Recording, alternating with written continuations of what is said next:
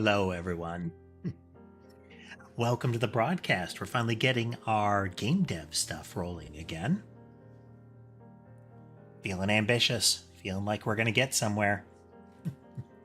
Let's see where, or at least what somewhere turns out to be.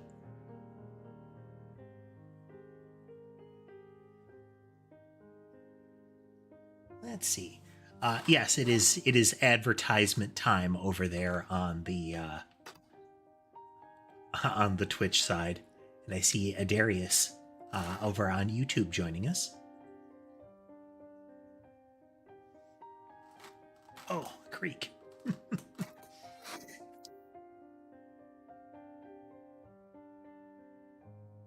Oh, but for those unfamiliar, we've been working on a game development project.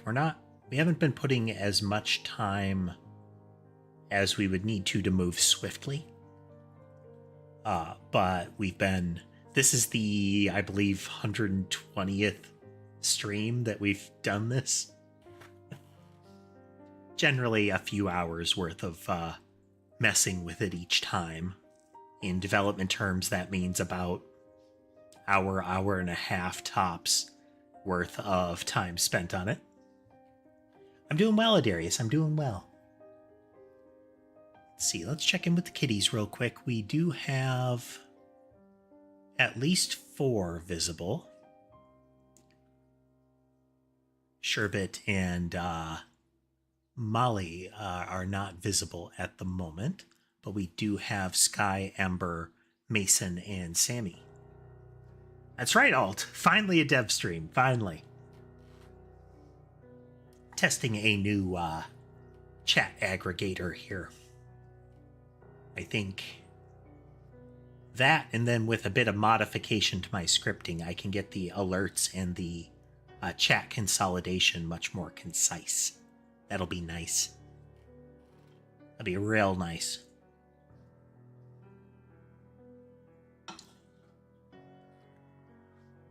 You've been in a few streams recently, haven't you?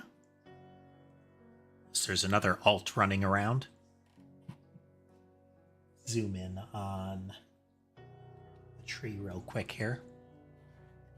See if there's another jammed up in there. But I'm just seeing Sky and Ember, I think.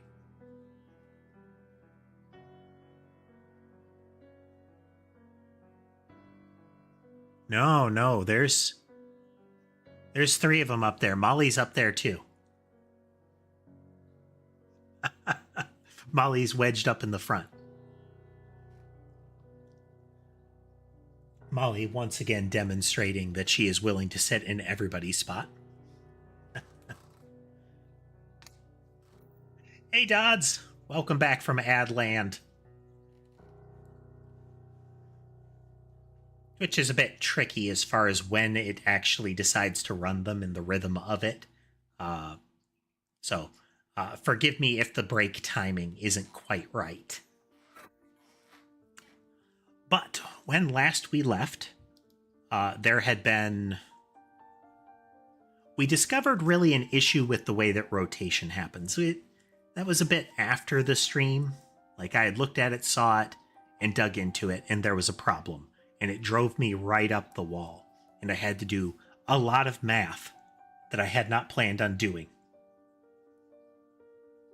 Yes, I got the fresh new plugin for it.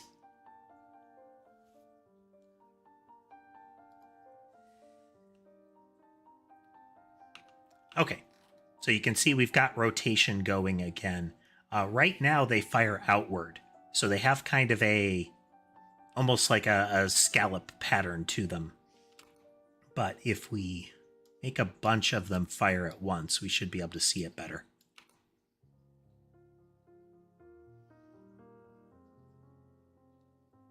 So you can see these little rings flying out. They're currently set to home to a target, so they stop if they lose one.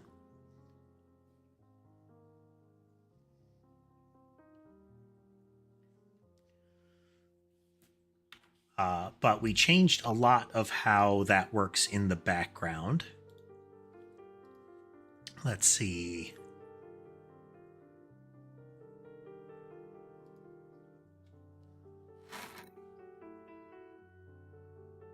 Do you mean like smooth movement?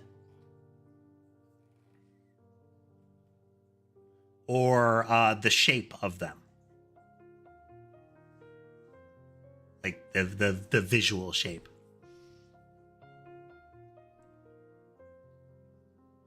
Smooth movement. Visually on screen, a tricky thing with pixel art, if you're using pixel art, is that you don't want the pixels to be one-to-one. That's one aspect of it, because if the pixels are one-to-one to screen pixels, then every time an image has to move, it will move in whole pixel chunks, and that can be visible. It'll be kind of jittery. You can change that by effectively multiplying the size of things. So the sprites that you're seeing are only 32 pixels wide. The yarn balls are 16 pixels wide, but they're blown up on the screen, so each visual pixel is actually like, right now I think 3 screen pixels. So it's harder to see the movement of the object on the screen, like to see the pixels being the movement medium. As for actual movement in the world, like the actual position in the world, you got to use delta. I don't know if you're already familiar with it. It's kind of a core thing that you need to deal with. But you have physics and rendering. Yes, delta time. So every time the kind of the world step, the physics step comes around, we get a time since last step. Every bit of movement should always be altered accordingly. Right now, all of the logic that I have is in kind of screen units per second. So this is, or behavior per second. And this is going to be fractions of a second. Collision. I've tried various forms of collision. Started with pure Godot, shifted to a little C#, shifted to low-level Godot shenanigans. Then eventually we had collision done entirely in compute shaders on the graphics card. And now we're back to Godot because it's performing well enough. And by having the collision happen in Godot, it gives us more flexibility for how a collision can be detected. We'll see how that do, though. We'll see how that do long term. So what we're going to be trying to do to... yes, we're using Godot. Particular version. Right now we're on 4.4.1 stable mono.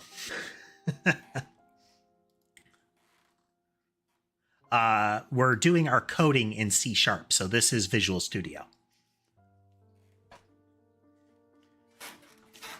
We only use Godot script for things that it's necessary, which is almost nothing.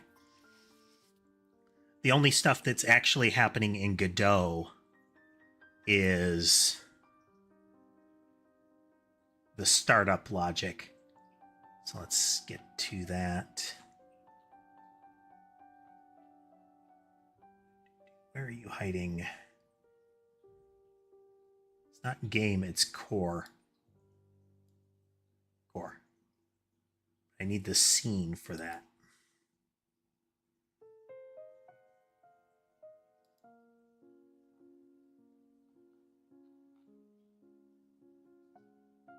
This is the scene for the game. Where did I put the... There it is. Okay. This is the game. The only thing that this red dot does is it shows us where the center of the world is. This is at 0, 0 in the absolute world. So core is where we start. Let me run it on the Godot side to show you. It's useful to run both. C# lets me get in there and debug in the guts of it. Godot detects errors on the Godot side better. Hey there, Lore. So we pause, we go back into Godot, we look at our scene tree. So the only thing that exists raw in Godot as far as the flow of the game is core. Everything else gets driven by the C# side, even when it is a node that gets added. Everything about this is determined by, well, except like the camera, that's part of the game, but entity manager, all these little dealies are things that are added at runtime.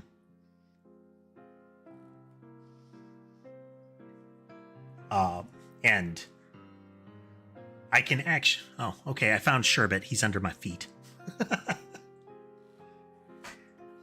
My footrest is a little cat hutch, and he's the only one that sleeps in there. Even Molly won't take that spot or the window hutch. Don't know why.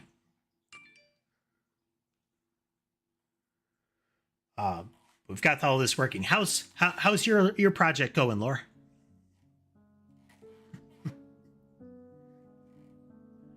Okay, so we have that. Let's resume here. Oh, I hit restart, not that. Oops. For those not familiar with the core concept of the game, we're doing like a Vampire Survivor style thing. The gimmick being whatever the they're modular weapons. I like this kind of system where you're essentially building it up, and the goal is not, did I get the best gun? It's, did I manage to get all of the pieces necessary to make a really good, ideally completely out of control gun? So, like before, we're going to make it be a big pile of these projectiles at once, but we're also going to make them explode on impact.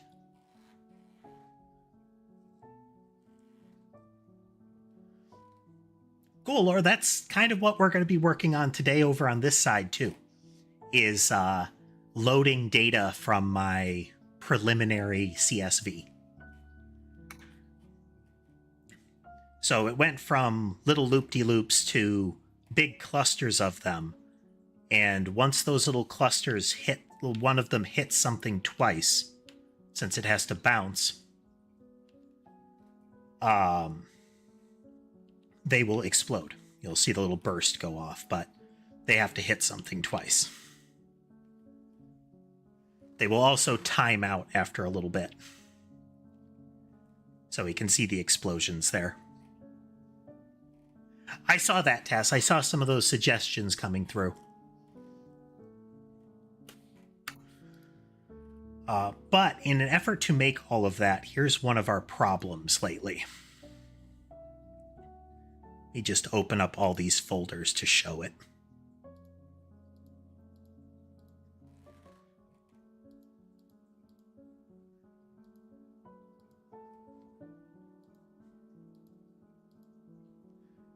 Every one of these text files in here is a raw representation of one object in the game, one thing, and it's become a burden to find them and update them.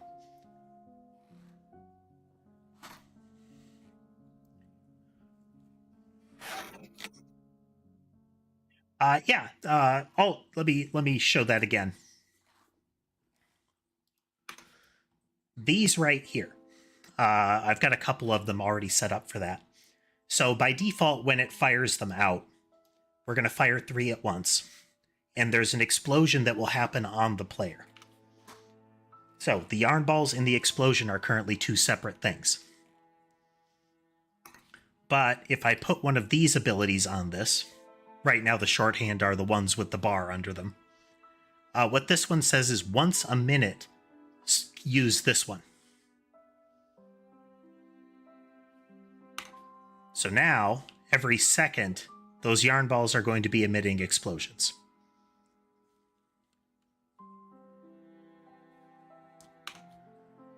We'll do another. Make this go really crazy. And now we will lag the game. This is both for performance purposes and technically for player victory purposes, what I call a calamity case. There is so much happening on the screen at once that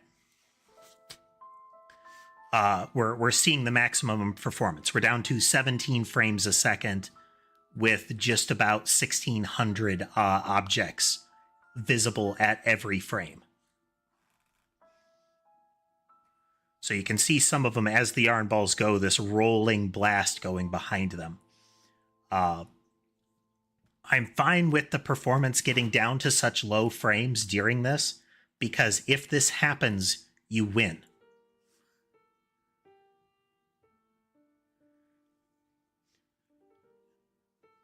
Not only playing catch-up, but you're also generally on YouTube, you're about 15 seconds behind minimum at the best pace of it.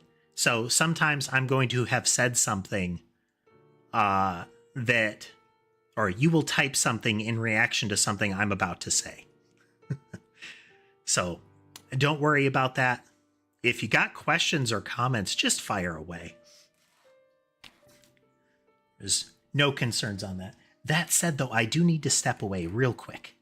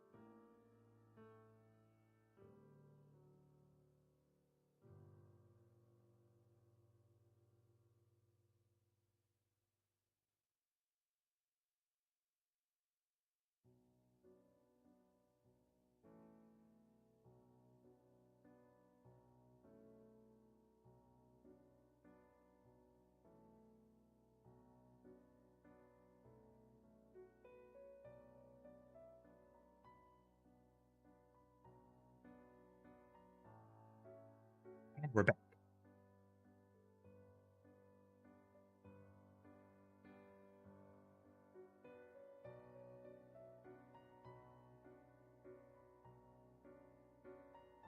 Oh, interesting. We just got a fail here in Area 2D.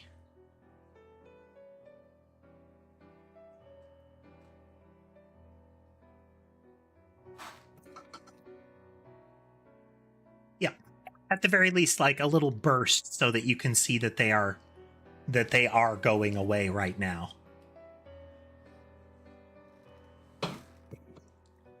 All right.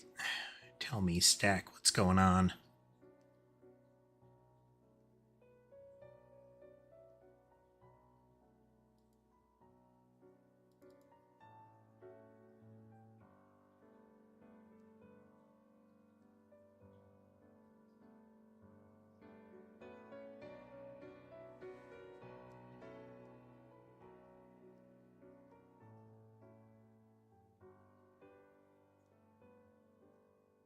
We might have to have a check to make sure that this thing still exists, because it's possible that we have like a really tight race condition here.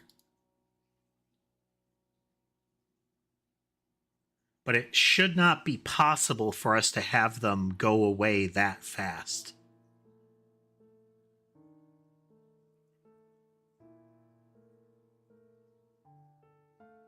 Because until that collision happens, there's nothing in the game that removes them. But I wonder if...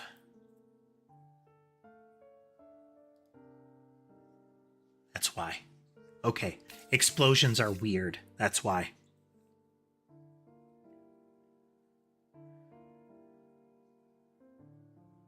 Because as soon as this entity came into existence, the collision manager gets the message, but I wonder if we can get a circumstance where the timeout is already happening on it and the collision area is going away.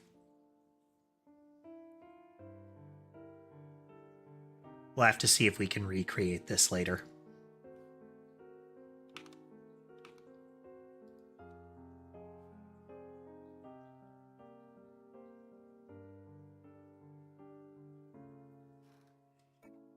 Yeah, right now, all of the graphics are sprites. For things like explosions, I may be shifting to, I'm likely to shift to particle emitters.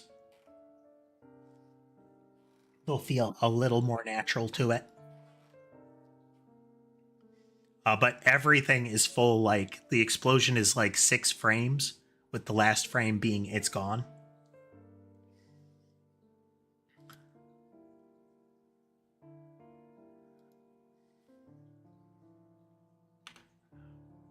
Now I just want to see that happen one more time.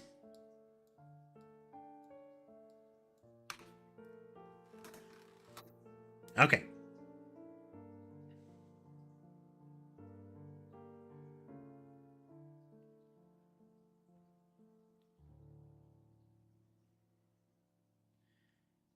Because the entity that the collision area was referencing was an explosion.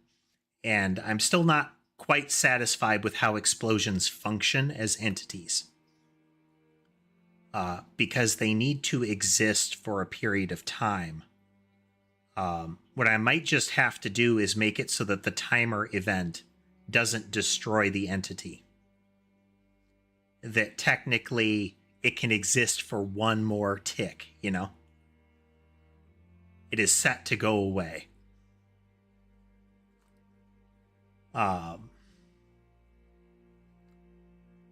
But that could still cause problems based on when it's there. But if it's set up to go away during the process, but because that frame is active, it still gets to exist, then, you know, maybe it'll work better. But that'll be something to revisit in a little bit.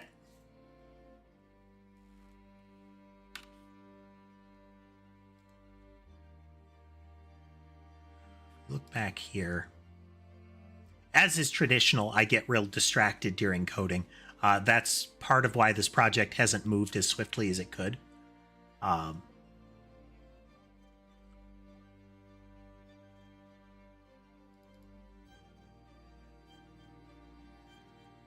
that's right. That one was removed.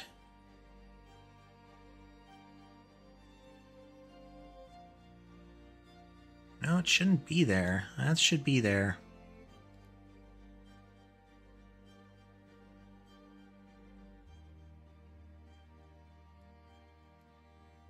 Okay, yeah, we changed it to collision health.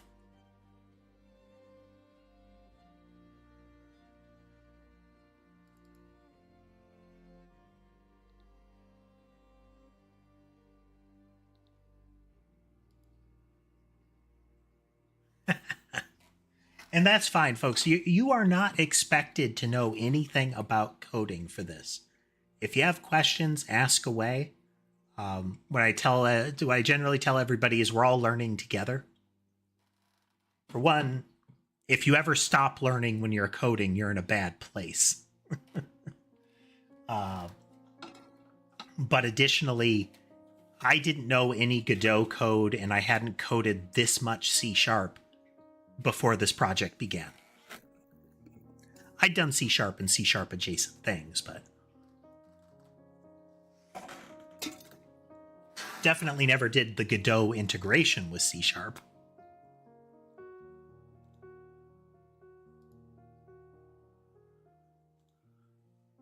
What we're seeing right now is also why we've got some problems.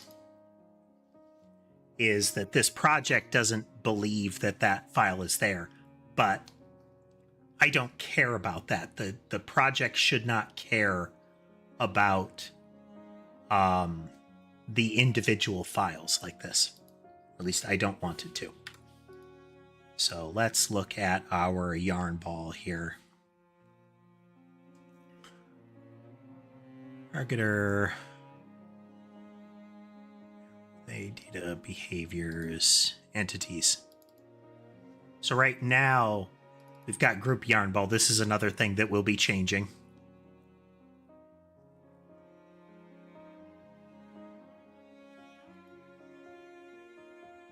Groups, group yarn ball.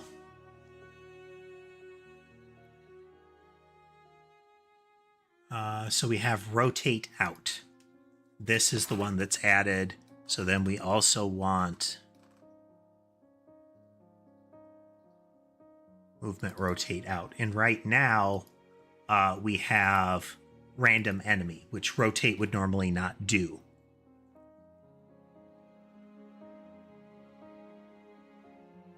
So we're going to say targeter empty here. This is the equivalent of not putting a targeter, but I want to be careful about that. By discretely entering a empty targeter, we can avoid code assumptions for data types.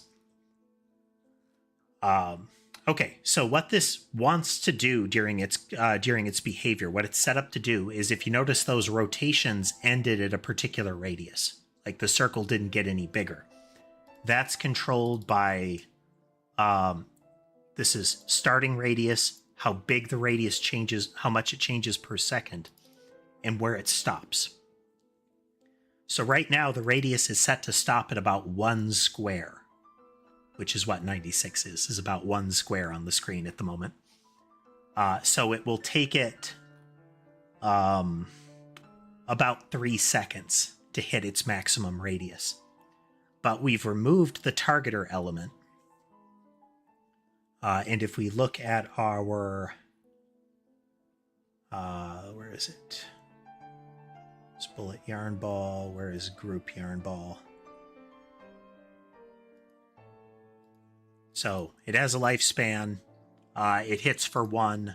If it gets struck, it hits itself for 1. Another thing that, oh, I'm sorry. It has 1 health. It hits for 1. When it collides, it hits itself for 1. This is another thing I want to change, but, you know. So the orbit no longer tries to go to a target, I guess is what we're getting at here. So now when they're emitted, we're making it so that it generates 81 of them per second, just for demonstration purposes.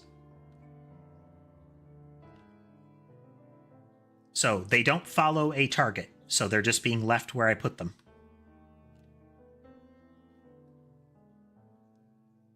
But again, Tass is familiar with some of the math that went into this. The rotation is entirely controlled by how quickly they move, what the target radius is. Sorry, how quickly they move and what the target radius is. So back into this again with rotate out.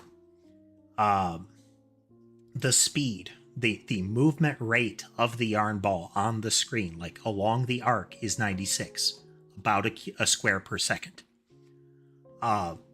That paired with the radius tells you how quickly it needs to rotate around the object. I'm sorry, what the change in angle is. which contributes to a lot of this. But again, there's a lot of math. But by knowing both of these things, we have control over it.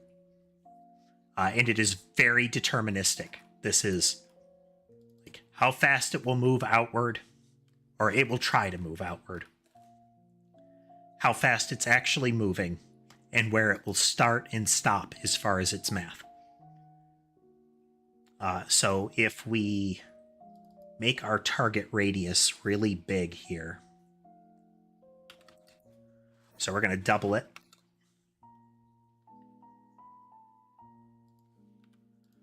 And restart.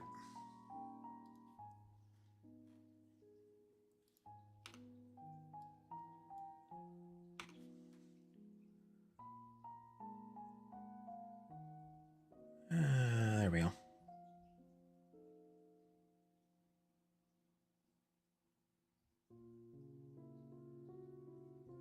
So the inner ones are influenced by the fact that it's a 3 spread. The rotation of the spread matters. If I remove that,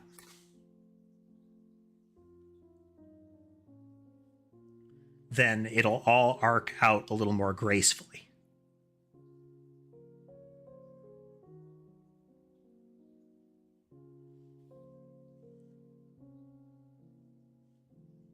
We do still have the kill condition logic in.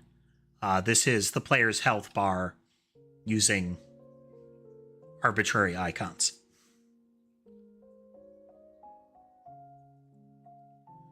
The equivalent in a lot of games would be full heart, empty heart kind of things. But yeah, we finally got this functional.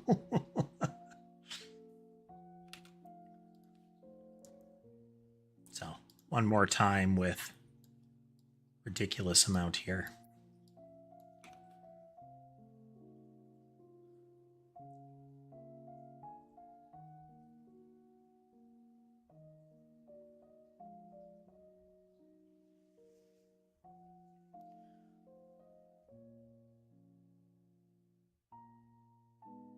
So this is what's happening with a wide spread. And we can make it so that they move around the circle faster. We can make it so that the circle is tighter or wider. The circle changes over time as well.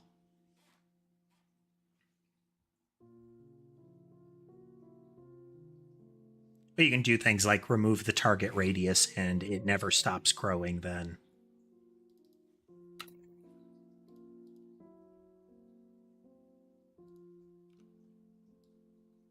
So that's how it should work.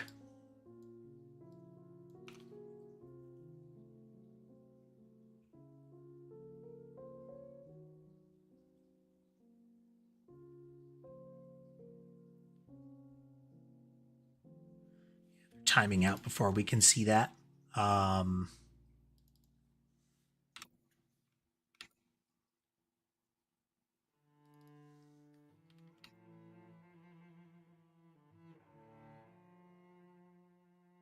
There is a practical limit to how fast you can make them spin.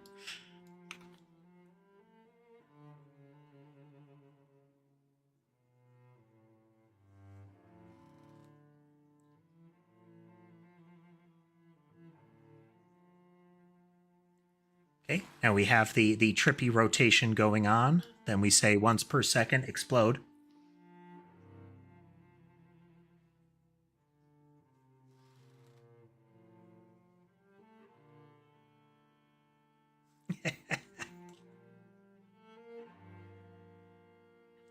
Now, YouTube, well, my streams are limited to 30 frames a second because I generally don't play, like, you know, high-performance shooters or something like that. But with all this mess going on screen, we're at about 30 frames a second. If we remove the explosions again, or at least the effect, and drop back to the yarn balls, the number in the upper right above my ear there, that's the frames per second that you're seeing, the uppermost number. So right now we're back up to over 600 frames a second. Exactly, Dodds, for science.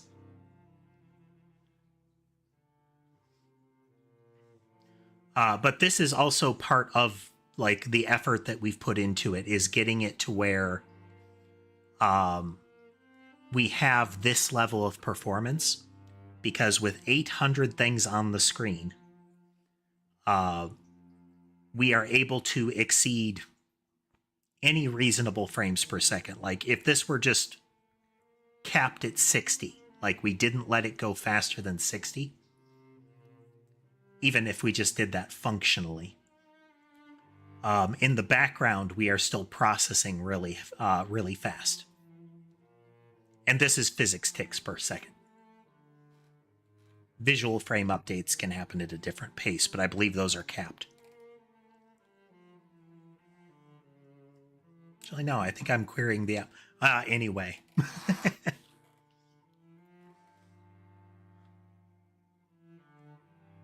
But it would be easy to do things like make it lock on to the player. What is that targeter there? There we go. Takes it a moment to shut down. Targeter player. Okay, so the yarn ball is going to look to the player for where it should be. The player is the center. I'll put that another way.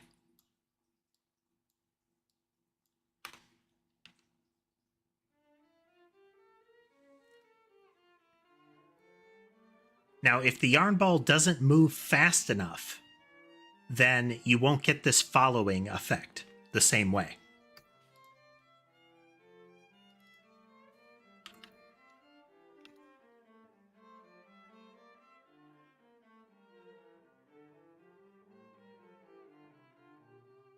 So we're reducing the speed of the yarn ball again.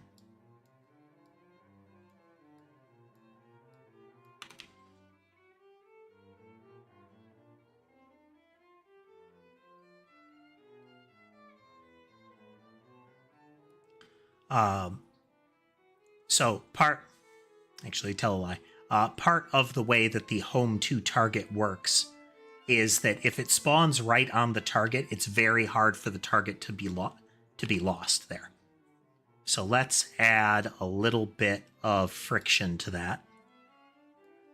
Random direction.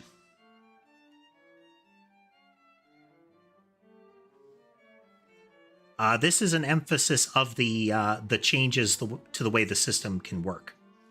Right now, when the yarn balls are emitted, the first thing that happens is we apply that rotation that's intrinsic to the yarn ball. But after that, we apply a random vector that is determined at the time the yarn ball comes into existence. So some of them have a force being applied that is opposite of how they want to move, how they're coded to move, which makes them slow down or almost seem to stop. Sometimes it's with their movement, which makes them seem to move very fast.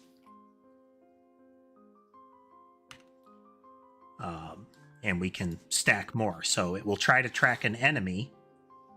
Now it's centered around the player, which is skewing it even more. Because it's set up to be, it wants to be around the player, is how the rotation works. Or at least it's doing it centered on the player. So when we move, the yarn balls do have a force that follows the player around, applied to them. The same would be true if it was fired at an enemy outright. Is that orbit is trying to converge onto a point where it's centered on its target. If the player moved, if the yarn ball moves in a way that is counter to the direction that the player is going, it can distort that, but you can see as I'm moving around, some of the yarn balls, like, arc around or pivot around to stay around the player. But effectively what we're seeing here is the core of how the system functions.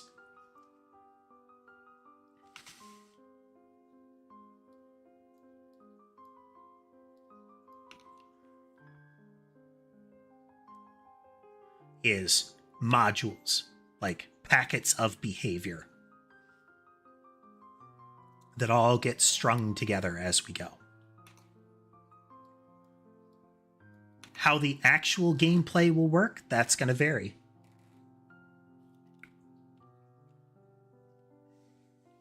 So with no random direction applied, they're always emitting in the same way.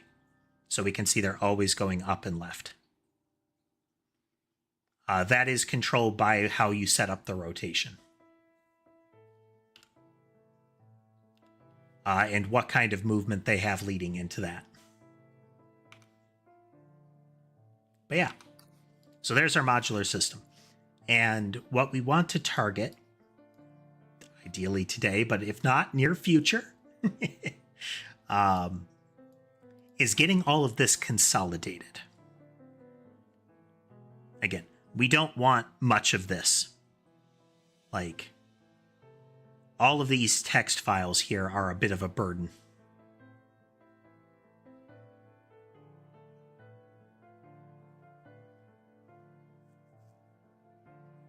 Well then, lore. Let's see, 192, and then we're going to double it out to 384.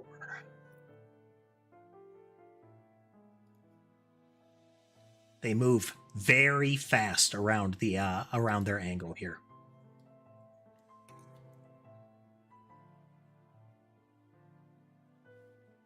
Well, comparatively really fast. Again, the pathway that they're following is very quick here. Now we're going to expand it out into a bunch of them.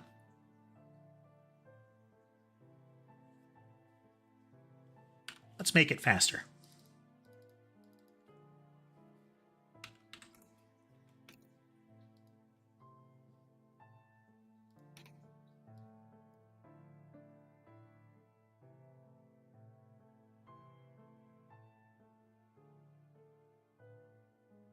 And then that.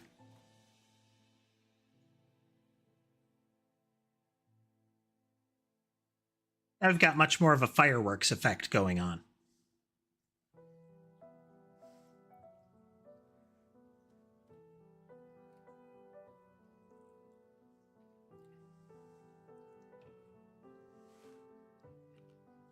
Let's add a few more.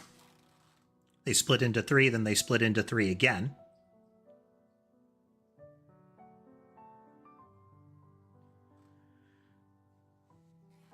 The fact that the rotation is impacted by the rotation that is caused by the split.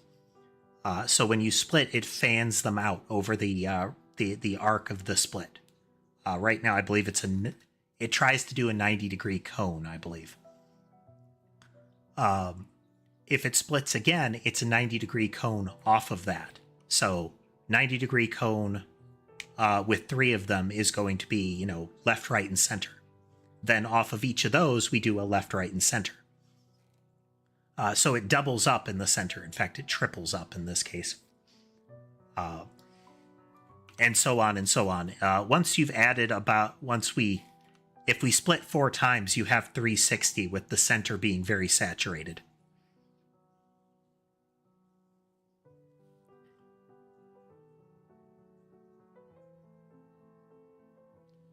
Yeah, so then if we go in, these are all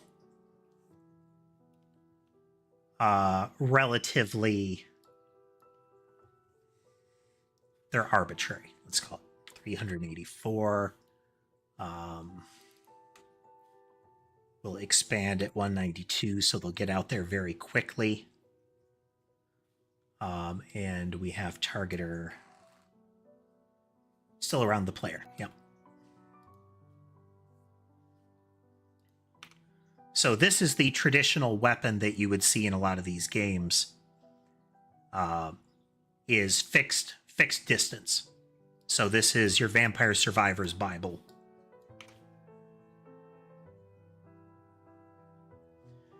When they collide and bounce, you can really see it. So because they're fanned out as much as they are, we get some coverage in the middle from these. But if you remove a lot of that, you can more closely see where the actual radii are.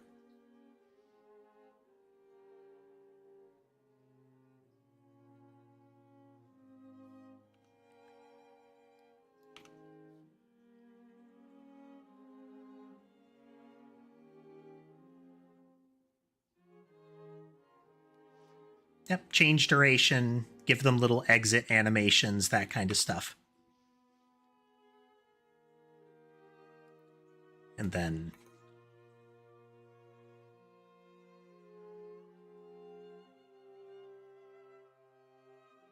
so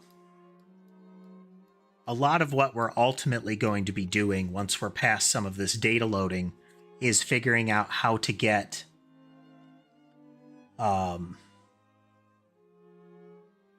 first we're going to get the data loaded in. Then we will work on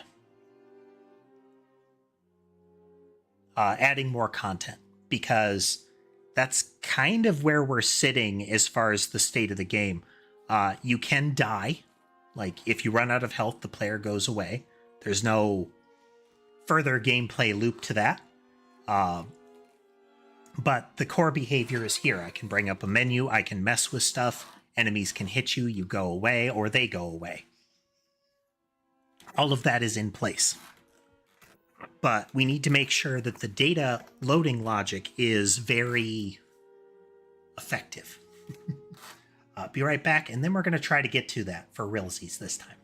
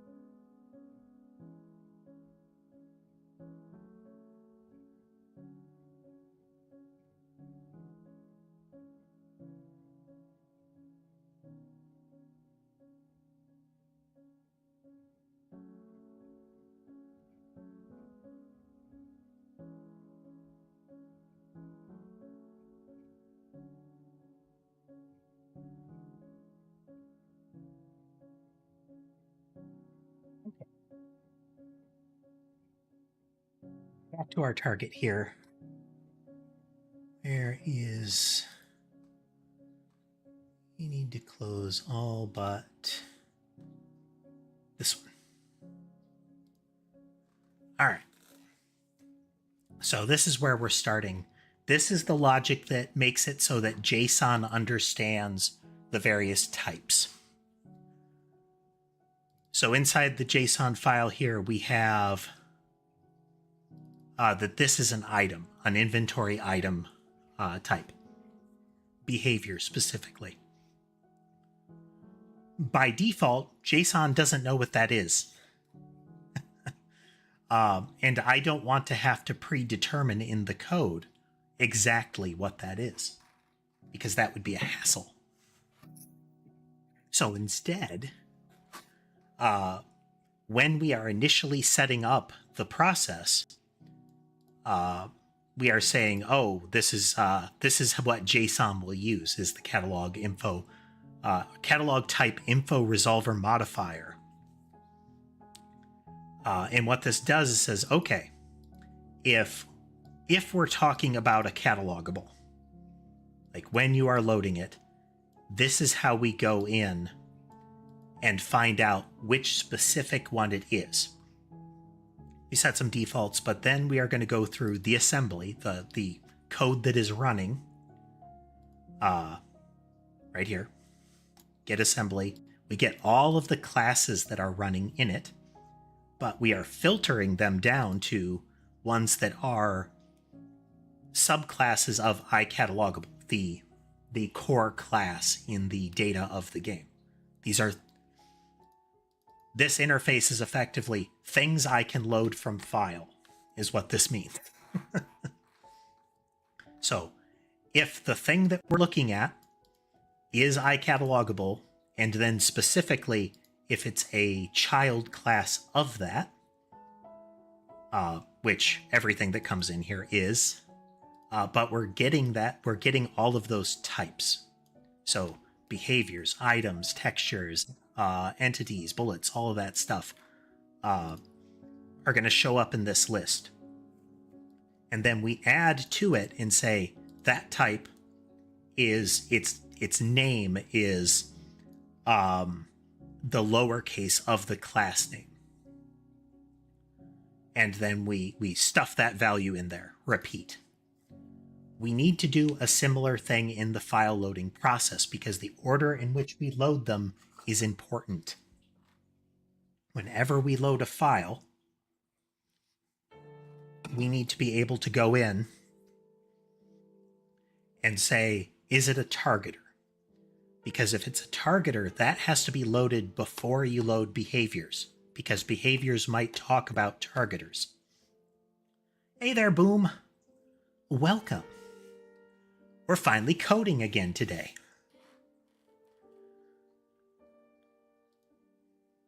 So what we're going to do is we're going to add another core type.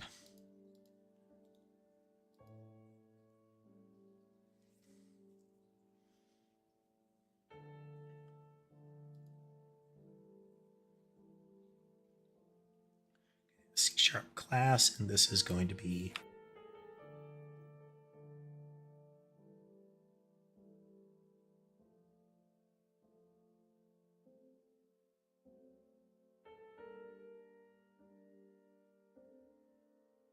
we can say info. We can truncate that.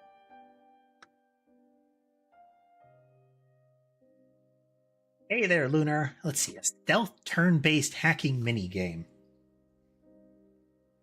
You know, you're always joking when I come in. I'm aware of that. But that could be a thing. That could absolutely be a thing.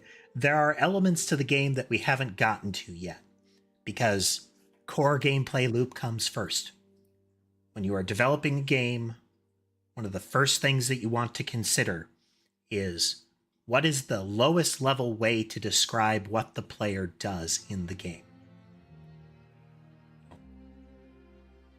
It's how do you play it in the most simple terms. If you look at like Dungeons and Dragons, we describe a scene, we roll dice to arbitrate what happens. That's it. That's the entirety of Dungeons and Dragons core gameplay. In this case, the core gameplay is the player appears, they get weapons, and they either kill the monsters or get killed by the monsters. That's what we need to accomplish fully. The next layer is how I build those weapons. We're working on that. We're about working on that. Right now, we've stepped back a little bit to how to load data from files. But core gameplay is kill or be killed with the weapons that you get. And you will get swarmed.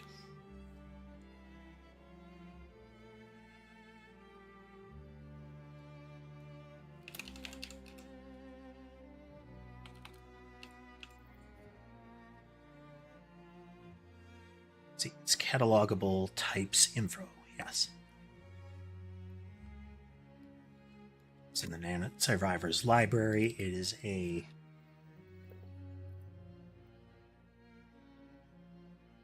a static class.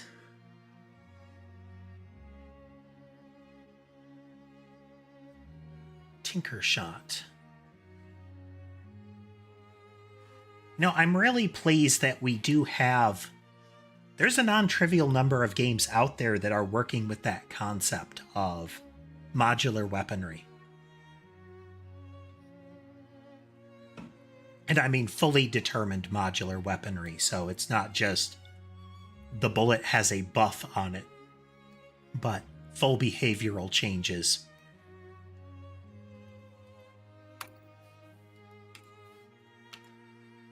All right, let's see here.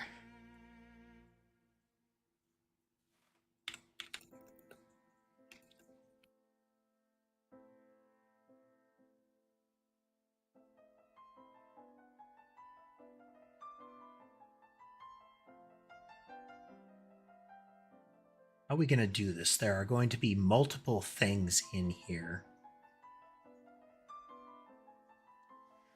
Because effectively everything has a type name, which will be a string, and then it will have a type, which is a class.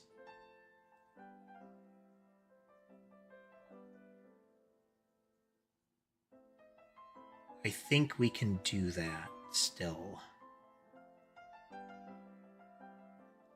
Now, we don't want just the class to be the key, because that is still an issue there.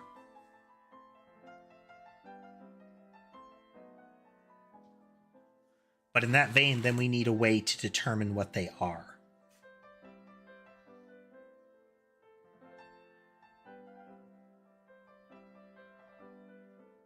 Okay, we can still do that.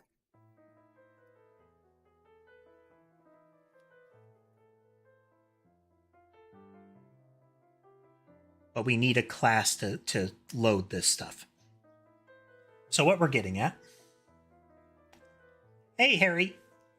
Things are going well. Things are going well. Thank you, and welcome. So the data that we're storing is going to be akin to this. We want all of those types, and we want their name. So the name in the JSON file is what we want. We have two different pieces of information that we need to get out of that. One is a type to category combo. That is... If I get a type that is, let's find one here. So this is a collision player type. If I get a collision player type, what I want to know is that it's a behavior. If I know it's a behavior, then I can put it in the behavior bucket.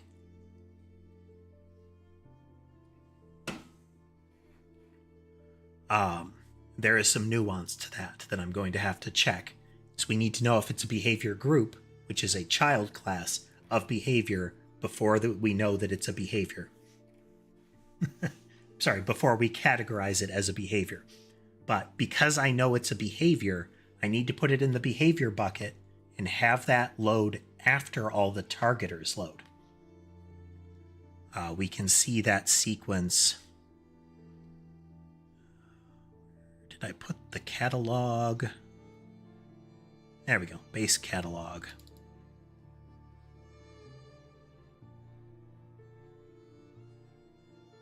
There we go. This is the sequence. So we're saying, okay, load all the textures, load all the gates, load the targeters, load the behaviors. Each one of these is part of a sequence. They have to go in this, not necessarily this precise order. There is some room for wiggle. But the things that, it's if something references another, it has to go before. Might there be a programmatic way to determine that hierarchy? Yes, but the broad categories, I think we can still determine.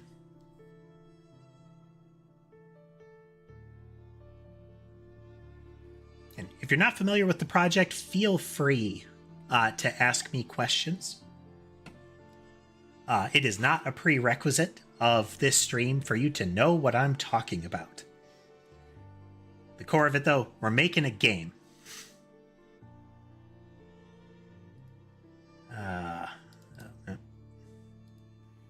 coming. We're making a game. The game is Vampire Survivors, but you build your own weapons using little modules that you find instead of fixed value ones. So I can technically on the fly, I don't know if it's going to be on the fly in the actual game, I can make changes to it and they are reflected in how the weapons behave. Let's add a little bit of spin to those explosions. So you can see the explosions are now layered on each other. And then we put the explosions back on this. And now I have layered explosions on top of it. And yeah, Harry, it's kind of a hobby. Would I like it to be more than that? Yes. I do plan on... The goal is to publish this somewhere. We got a ways to go. We are coding this using Godot engine. We're using the C# interface or build for it. This is the first project we've ever done in Godot. It is not my first C# project, but I haven't done anything this extensive with C#. This is our 121st stream of it, which is no more than 363 hours total, I would say. We've had some short streams. A couple long ones, but I feel it probably balances out somewhere.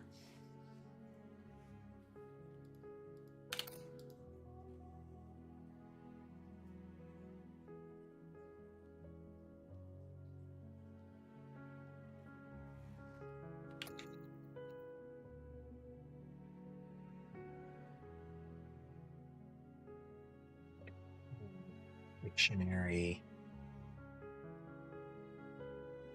String to string.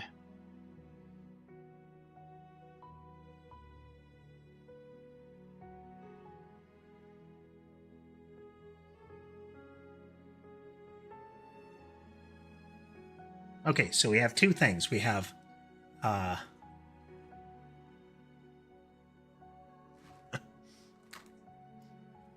I appreciate the spirit of that, Harry. I kind of agree. Games are a real unwind for me. Real unwind for me as well. Back when Extra Credits was pretty much almost entirely about games, they had a good one as games as abnegation.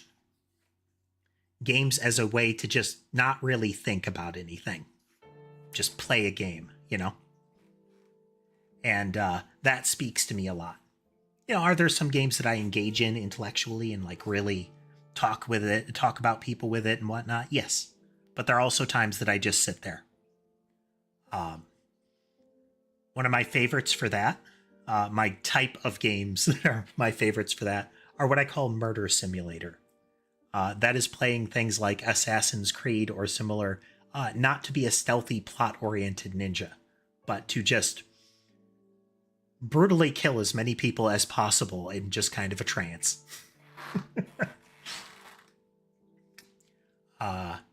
Shadows of War and Shadows of Mordor were good for that. Best orc murder simulators out there.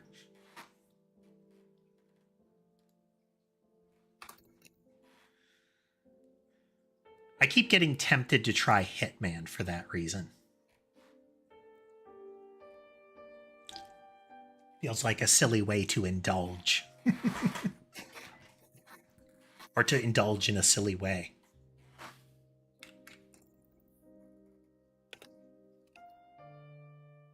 Loggable type.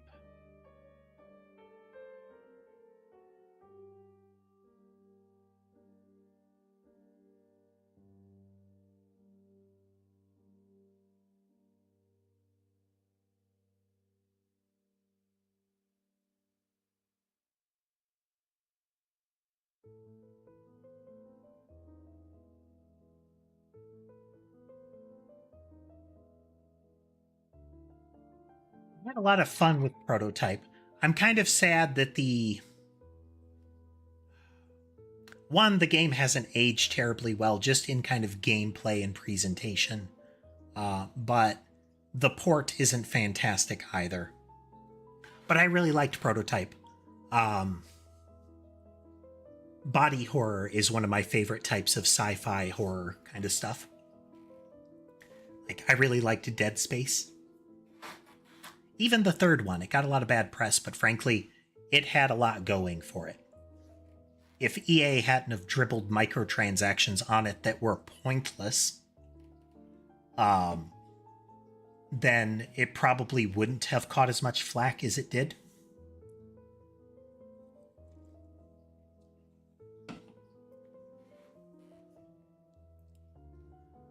But, you know, such is life.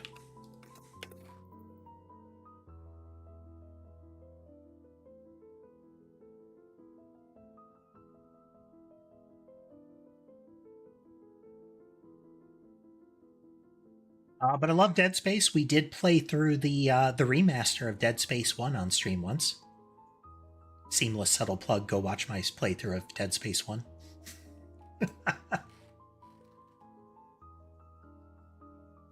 I did. We also played Carrion on stream, Dots. I love Carrion. Oh, I love that game so much. It's such fun. There's a lot of the way the controls work, there's a lot of real visceral brutality to it.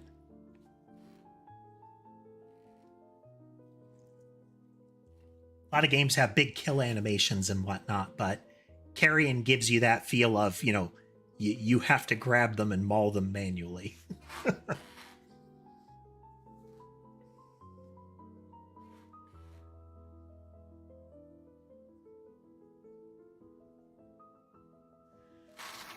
That's the thing, Lunar. The thing about Dead Space 3's microtransactions is they came in two flavors. Pre-built guns, which were grossly overpriced for what you got. They were things that you could easily get yourself in the game. Or little robots that would go out and get you trivial amounts of material while you played the game. Well, you would get way more material than you need to make a cool gun just by playing the game a little. It didn't even have that, like, pay to not play your game vibe of a microtransaction. It was just some executive came to them and said, we have to have microtransactions. The devs asked them, hey, what kind? What sort do you want? They're like, don't care, just have them. Thank you, Harry. I'm glad you like it. The design of this character is strongly tied to the lore of the game I'm making. Or the lore of the game I'm making is the lore of my character. However you want to look at it. Hey there, JD. Welcome. Good to see you again. Okay, so the whole point of this static class is to populate these buckets. Type bucket is going to do things like a behavior that is not a behavior group goes in the behavior bucket. This will require some prior knowledge. I can build that into the classes themselves, but that would still necessitate some fiddling. I feel like that might be the way to do it. Yeah, that's the way to do it. Okay, let me explain my muttering.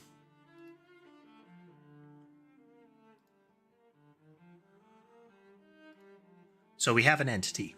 Entity's base class is this entity. Not that one, this one. Entity extends iCatalogable. What we're going to do is say that every iCatalogable is an interface whose sole purpose is to go to definition, is to define these few things. What is its name in the catalog? Well, this thing. That's all iCatalogable does at the moment.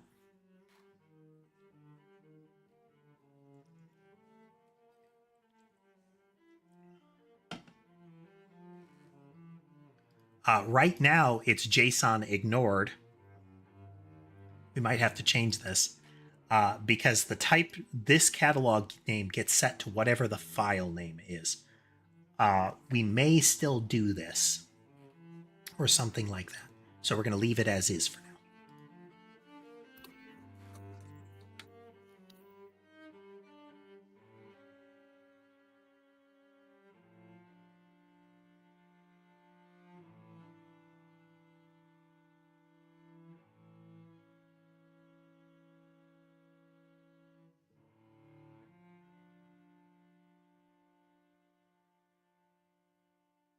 Category.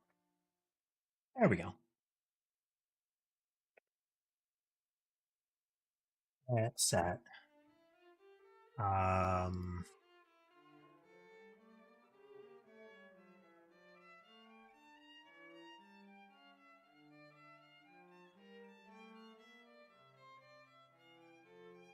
Okay.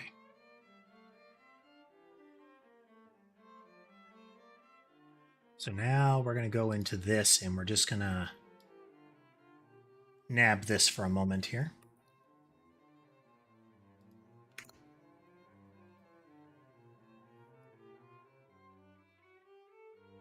Okay, so again, what this does is at runtime, it's going to go through and say, give me every class in the runtime inside the program that is running where it is an iCatalogable object. Filter them down.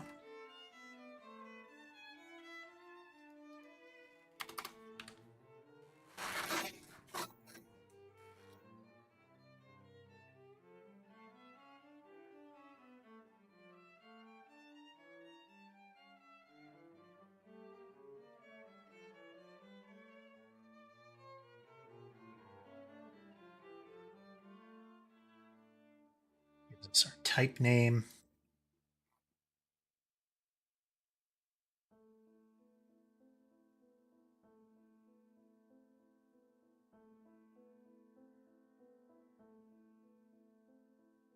This is my catalogable.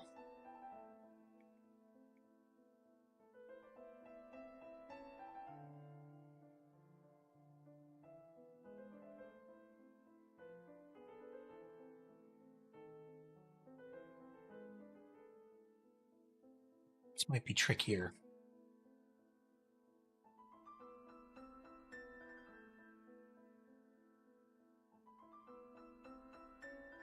We would have to instantiate one of those in order to know what it is.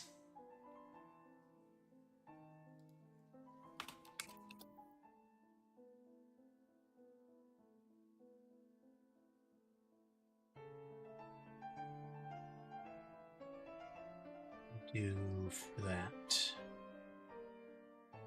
There's a way to do that.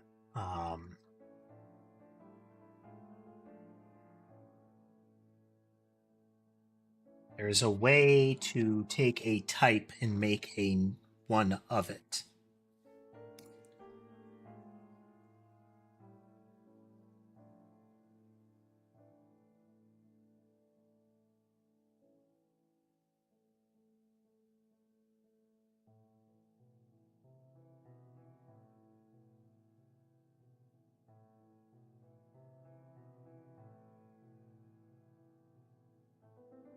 Look at our catalog. I thought we had a spot. Instantiate copy of type. Yes.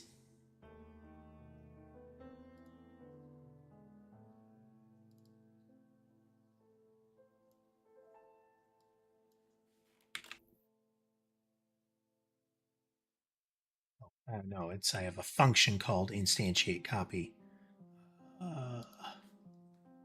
which is activate or create instance.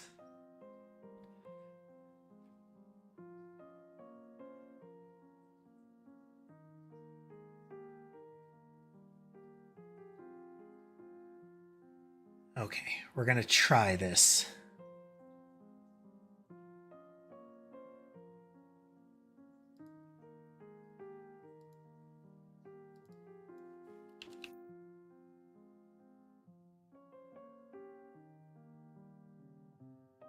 So we know they're iCatalogables. Dot type category.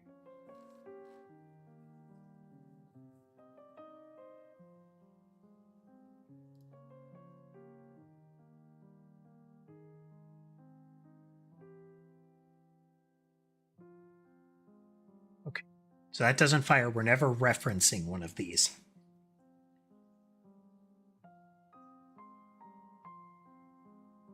Let's just make doubly sure. Yeah.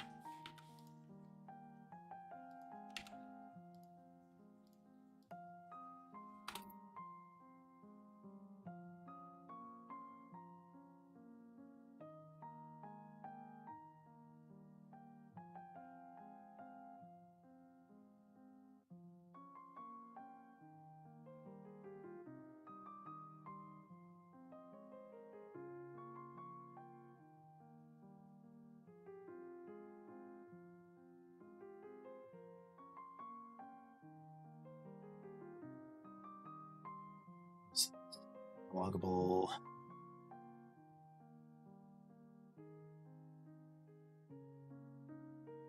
Oh, wow, Lunar. Stream's not falling apart for you. Must be refreshing.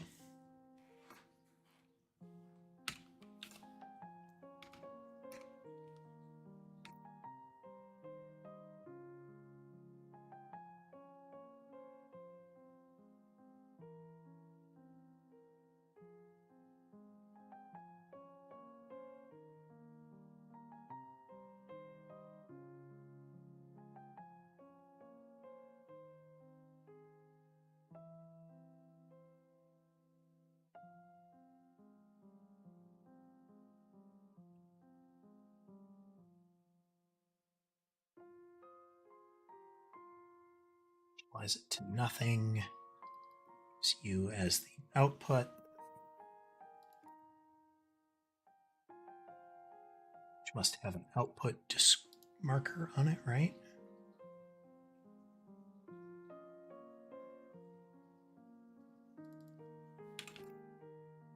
There we go.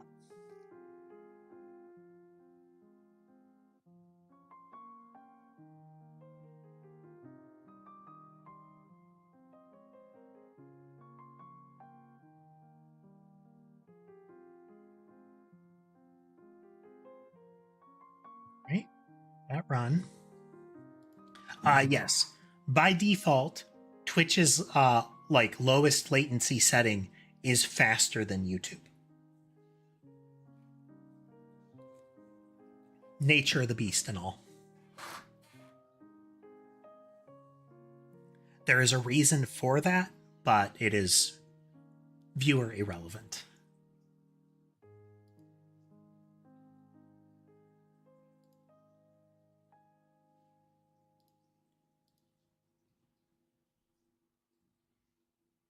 Yep, okay. I invoked that class, so now we're going to run through this. And we're going to execute this a grand total of once.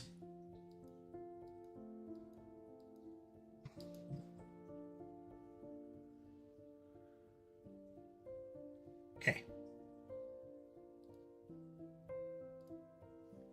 Now we need to make it actually do stuff.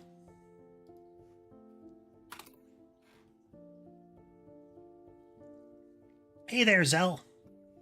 Welcome.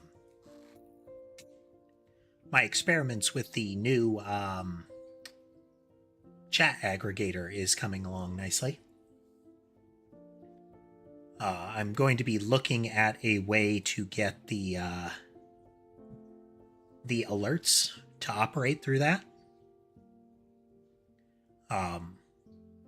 There'll be a difference in how it functions, and there'll be a couple of things that I have to get set up for it, but I believe I have a way to make it neat. We'll see. All right, so types.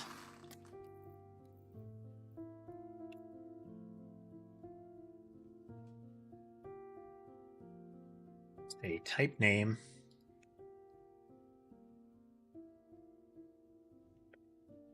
Value is going to be, oh.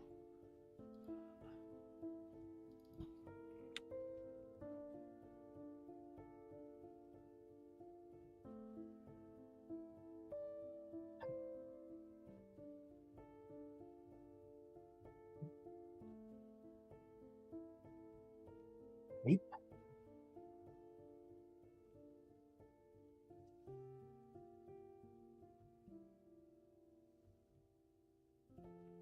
Don't care if you actually add it. We're going to try, though. It's already been added, then we shouldn't ever need to add it again.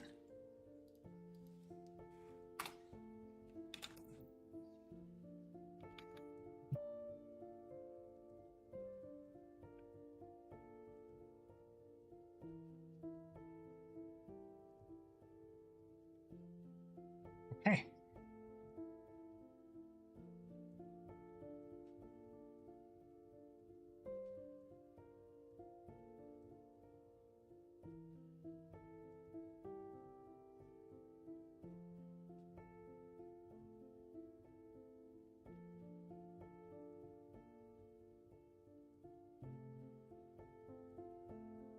Again.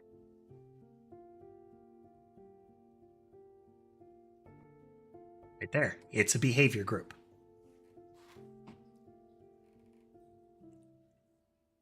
Yes, it's working. It's not doing what it needs to do yet, but it's working so far. One of these times, you know, maybe if there's ever a 2.0 model, you might be able to see the hand gestures that I do.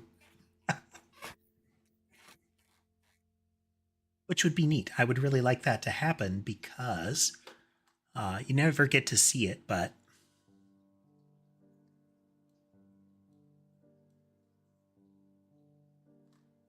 I got neat mitts.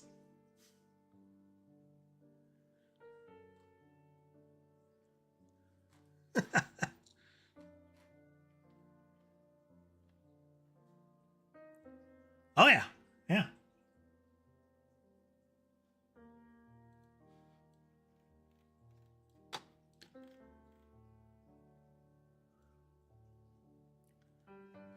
Yeah, there's an entirety of nanotype off camera.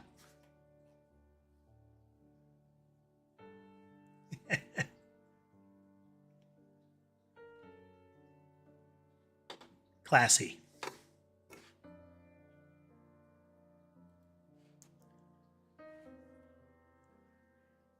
Okay, so this gives us types, and what this is going to allow us to do is we can skip this part, and instead we can do a for each on types here.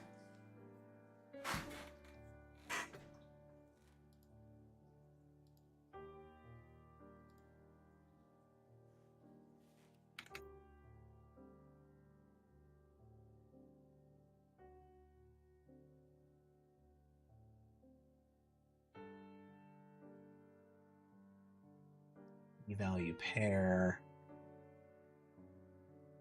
ring type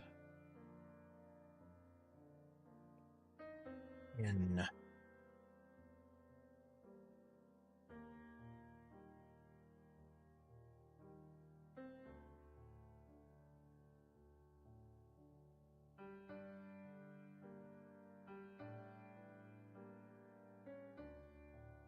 value.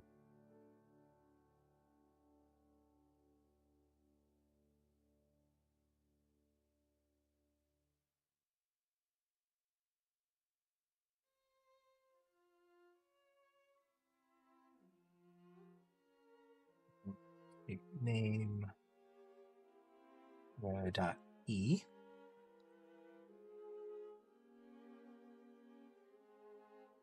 Type info.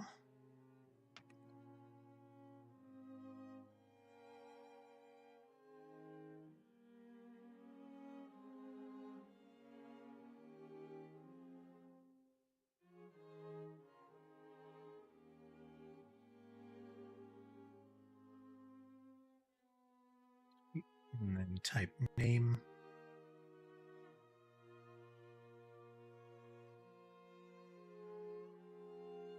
And this should totally not explode.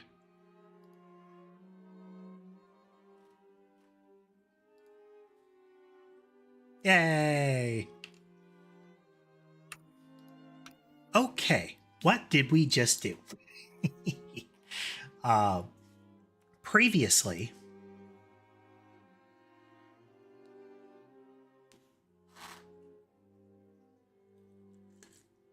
when you think about it, that's kind of how most of the Survivor style games operate.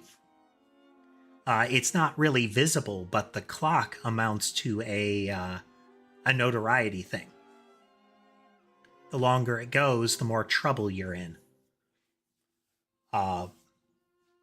You could have mechanisms to accelerate that, which would be a good foil to you got a really good combo and you're getting out of control. Well, you can accelerate the game and say you're wiping them out so they're swinging back harder, faster.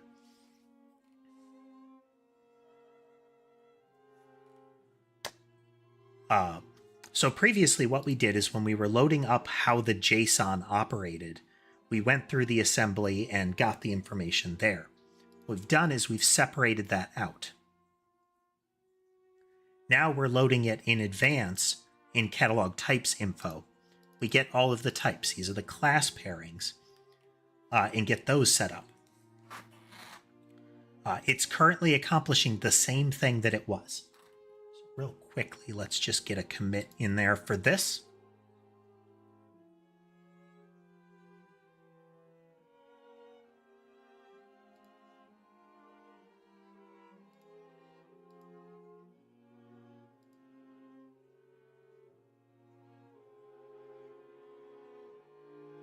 Is that other one hiding?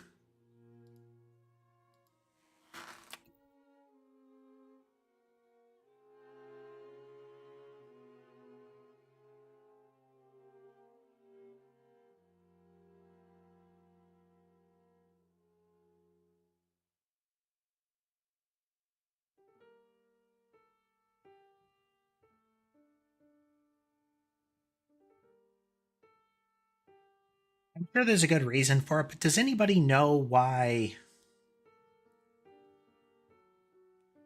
they generally call a commit that's ready to be pushed a pull request?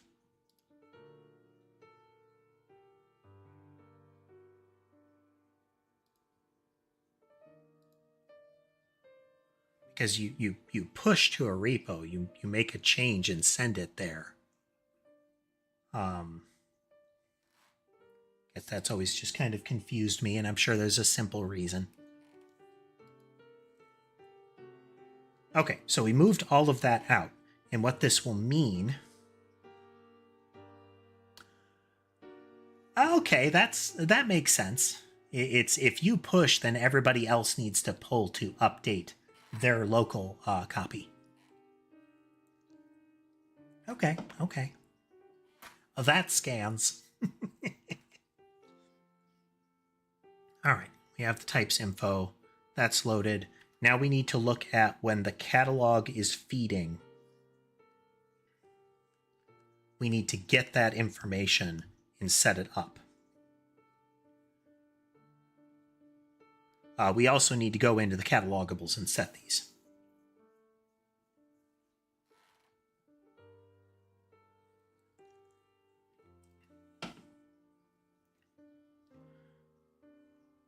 I mean, it makes sense. If you have a multi-person project, the idea of a pull request makes sense, because if somebody pushes, you don't want their local commit to collide with the fresh one. Everybody else needs to update it and reconcile the changes, or you can run into, well, you can trample the changes and cause unforeseen consequences. This makes sense. But if you're doing it yourself or in a kind of a tag team kind of pattern, then it doesn't matter.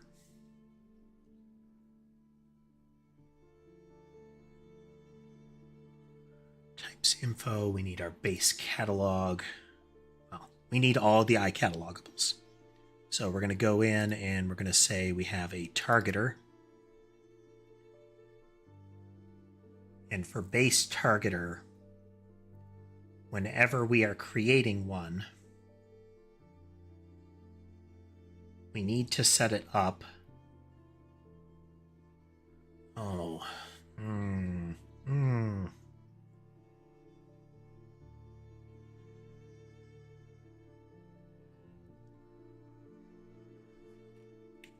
So both of these need to have a core function.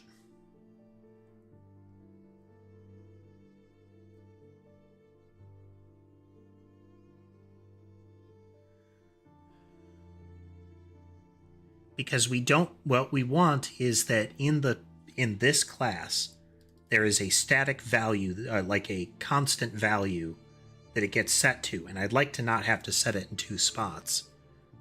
But we might have to. Like, I could have a function there, but it's sort of 6 one way, half a dozen the other.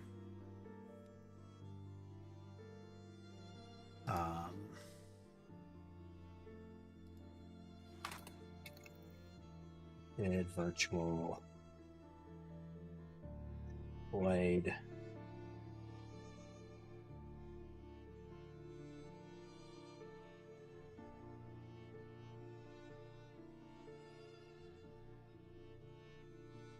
by default it does nothing. Oh.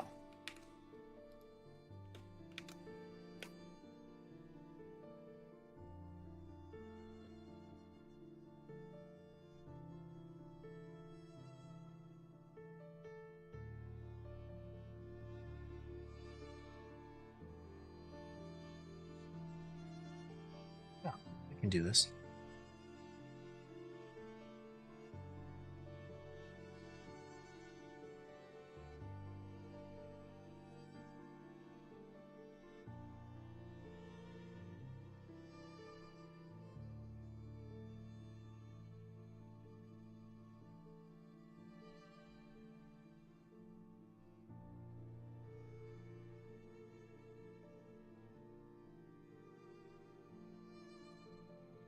We want to facilitate this fully.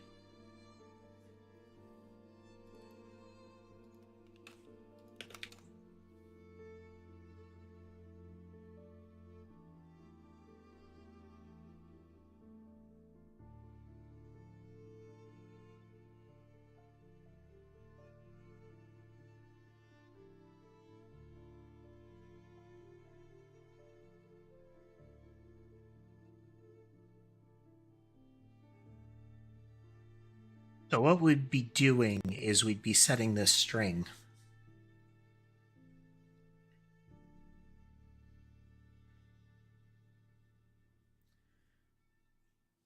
Just throw in something at the wall test. Can I override a constant declaration of a variable in the definition of a child class? So, you know,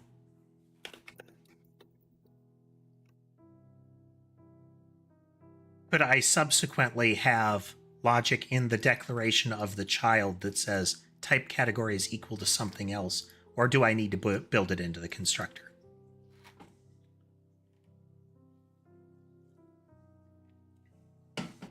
Tell me more, Taz. Because otherwise I have to do this kind of song and dance everywhere, and I don't wanna.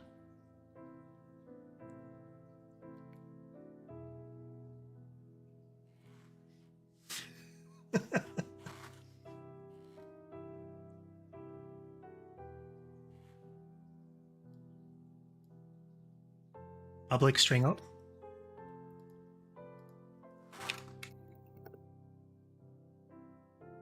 Right, it's a property though. Yeah.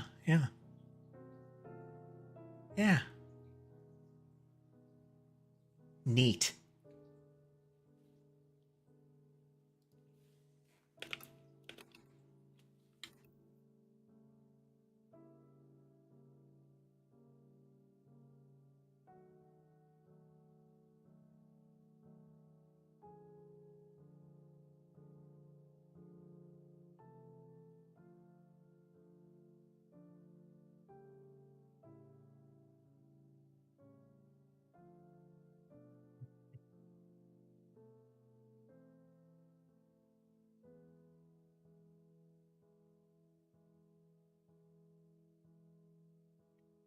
Now, the override pattern, object-oriented pattern paired with the fact that C# only allows one interface and one parent. It's really just one interface. It allows single inheritance, let's say. Means that there's a linear daisy chain. Now, what you want to be careful of is overriding a function in breaking some core assumption. So, like, if I were to instantiate a targeter and not call base, so I do not call targeter and targeter does not call its base, then a lot of these variables don't get set, and everything wants that to happen.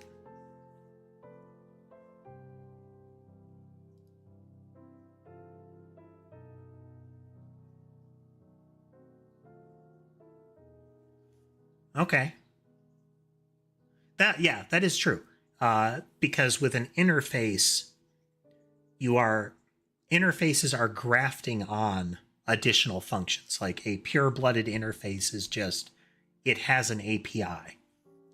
It has a front end that you can invoke that matches that. My catalogable is not fully an interface, since there's like technically function that happens, but in spirit. Because there's never something that is just a catalogable. It is something else that implements that front.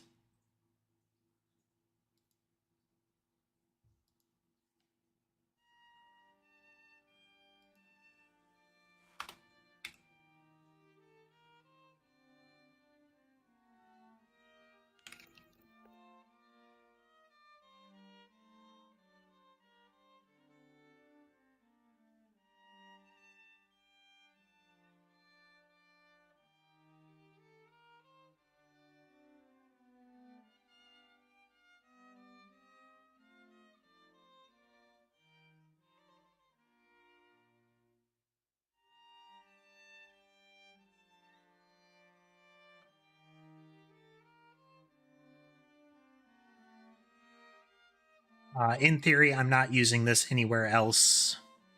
I could just have the string there, but... In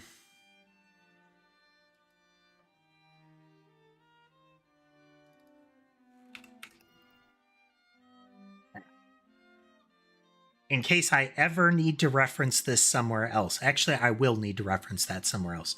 I'm doing the right thing.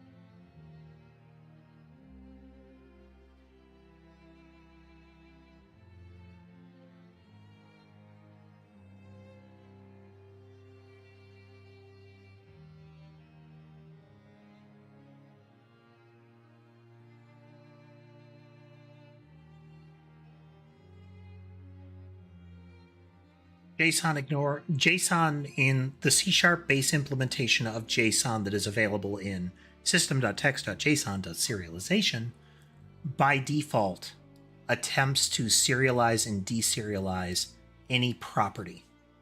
This property should never be in the actual JSON files. So we're telling JSON, ignore this. Don't try to read it or write it.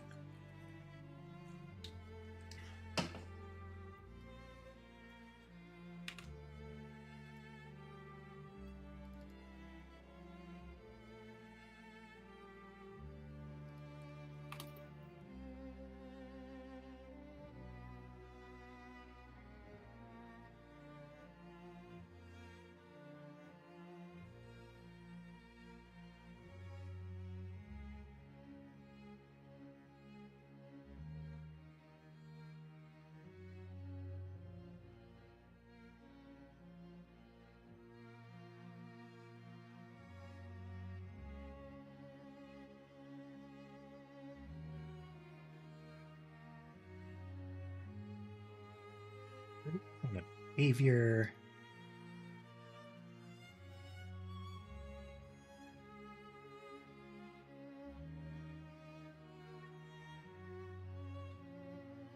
Empty behavior is just a behavior, so empty behavior doesn't need to be special. Now, because the subclasses any further don't override that, we're okay.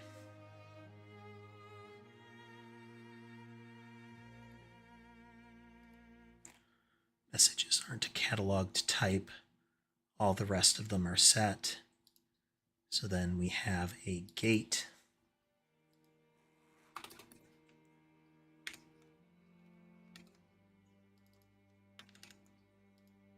So I'm going through and setting all of this so that the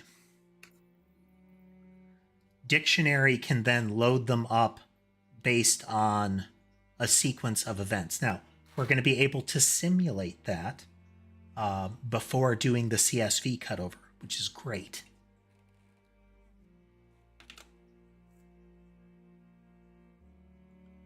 So there's gates, we've got targeters, we got spawn points. Spawn point is one that I want to revisit later. The whole spawning loop needs a revamp. I want the spawners to, instead of being poked, raise events. They get told time has passed, and then they raise an event as to whether they should, whether they're going to spawn something, whether they are done spawning, all of that kind of stuff.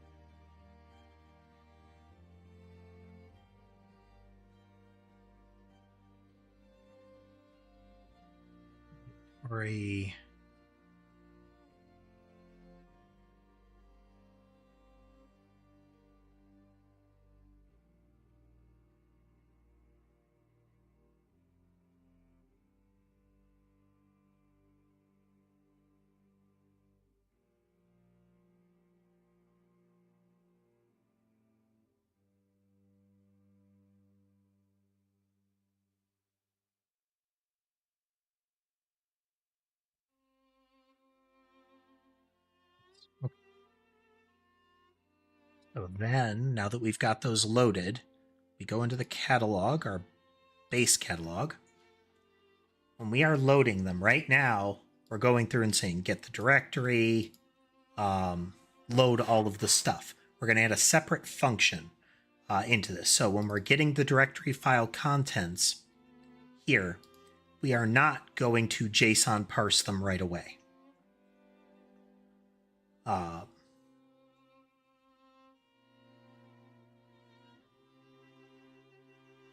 So right here, where is it?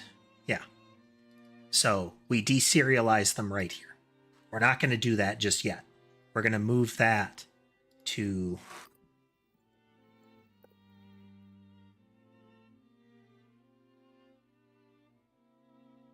we need a series of collections.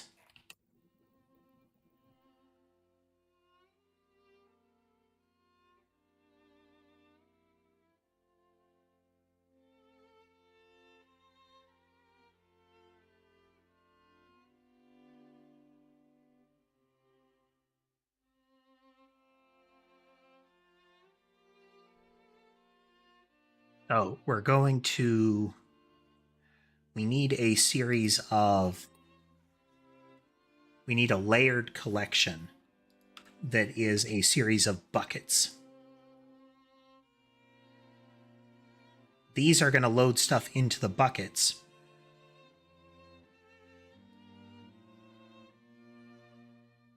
So this will read it, close the file. Then we're going to go in and we're going to do this try and load pattern here.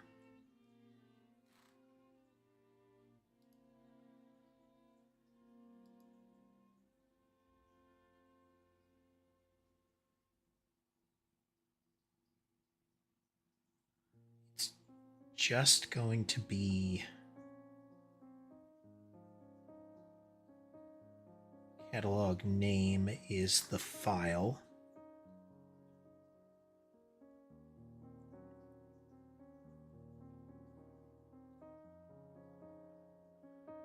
So we're going to have file name paired to JSON string.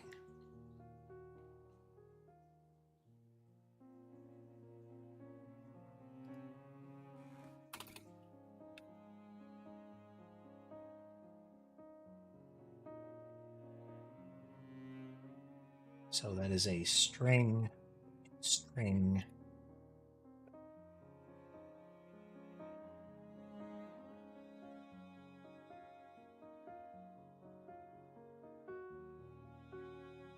We call you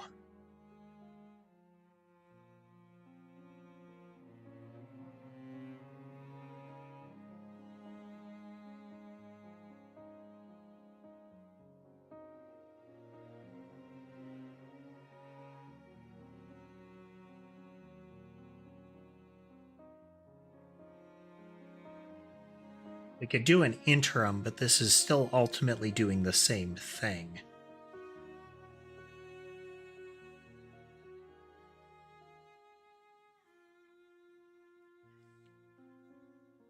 So what we're doing is we're going through a series of directories, finding them. So we say this is the path to directory. We're looking for everything that is a text file. We get all of the files out of that directory. And we spit back. We have a file stream that comes out of that. That file stream is fed into the deserialize process. But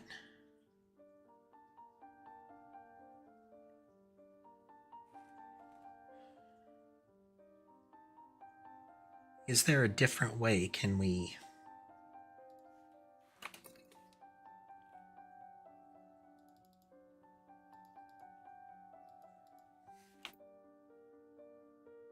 So we can take a file stream, take an element, document,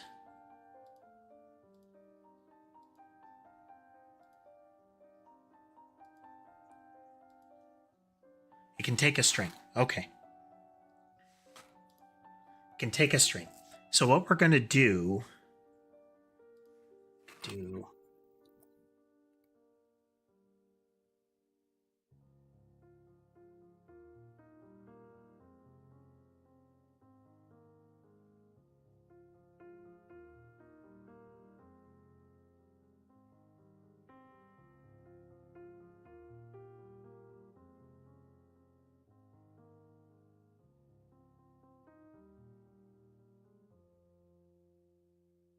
we could just do file read all text, which will spit out a string. Will this work the way we wanted to? Don't know. Gonna find out.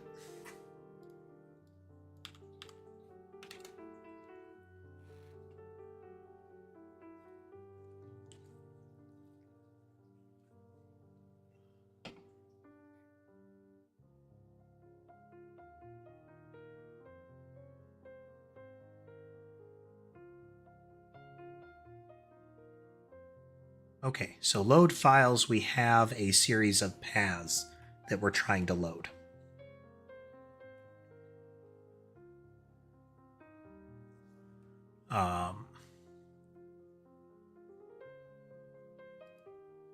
We could just say data folder and then navigate down through it.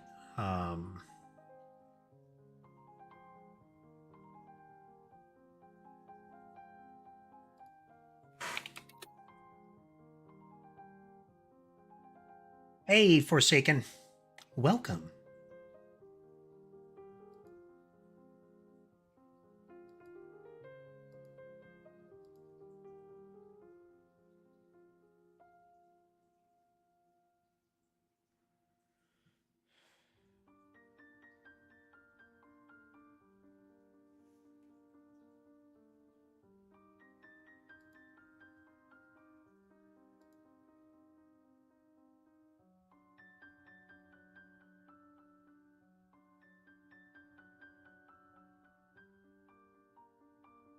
Things are going well, Forsaken. Things are going well.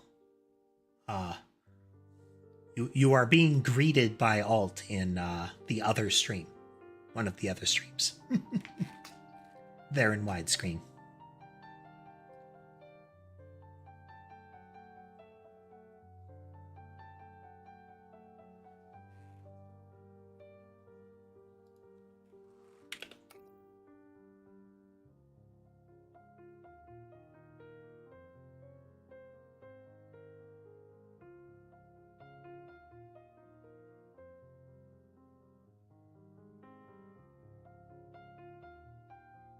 We're doing a little exploration here. Enumeration, options.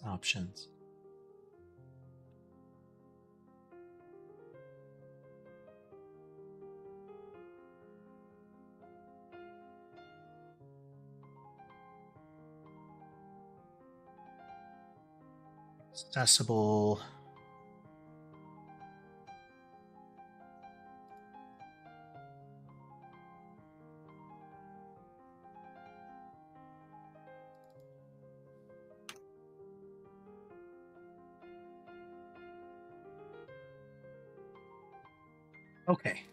Okay.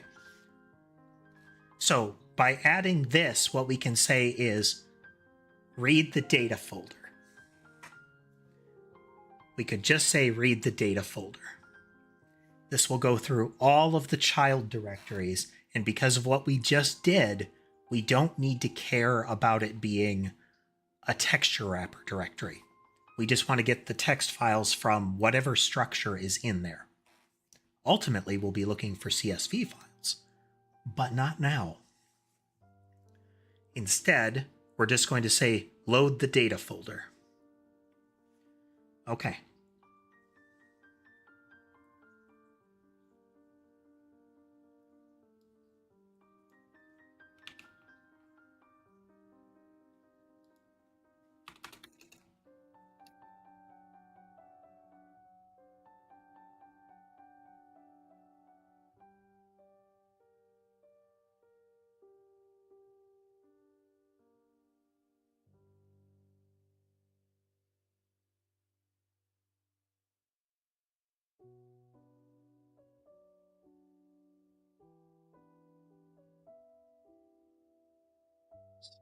r.txt. This should give us the entire listing of files and the entirety of the data folder.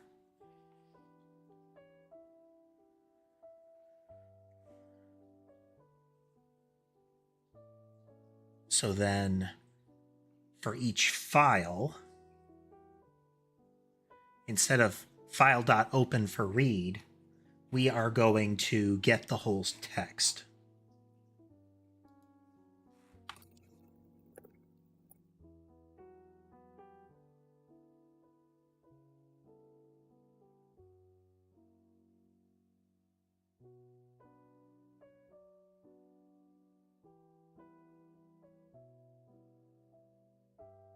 Read all lines would get us a string array. This will be useful when we get into the CSV.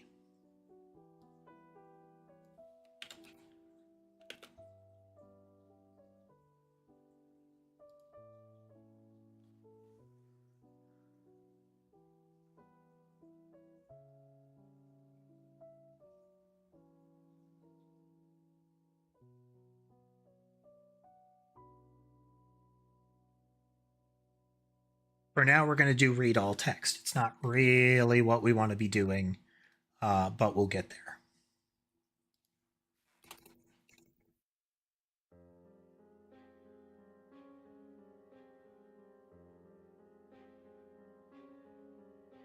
Again, what you just saw happen was one of the things that AI is actually good for in coding, and that's doing actual text completion as you're coding. The reason that it's good at that point is that I can look at it and say, that thing that you just tried to do is not total nonsense. But if you let it write all of the code for you, you will steadily fall into the trap of just trusting it. And I can tell you with certainty, even this text completion comes up with total nonsense periodically. And it's supposed to be drawing its patterns from my files, which it can't possibly be doing because, once again, total nonsense.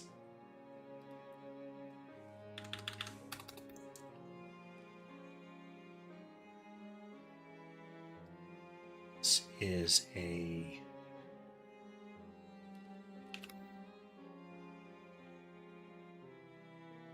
string to string.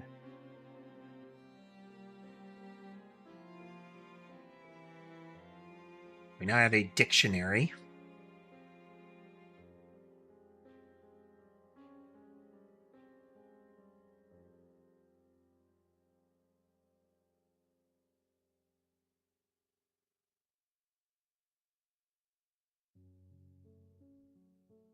Okay, it's not a string to a string, it's a string to just a straight up collection. Doesn't need to be a list. Oh, it can just be a list.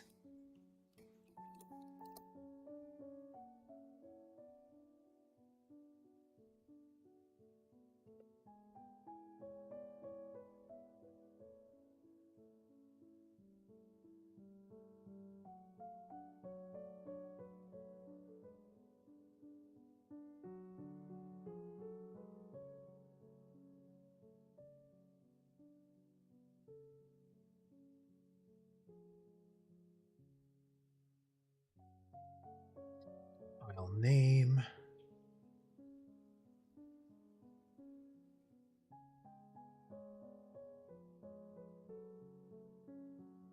It's that.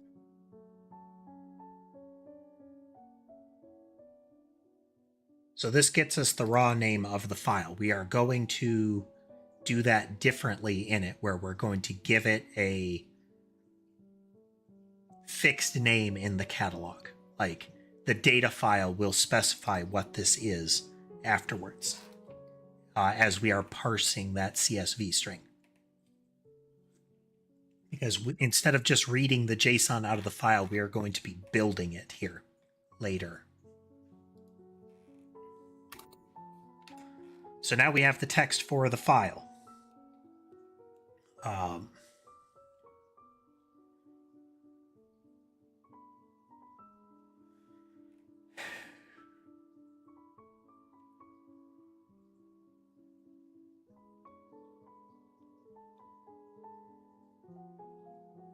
Okay, we're going to catch 22 here.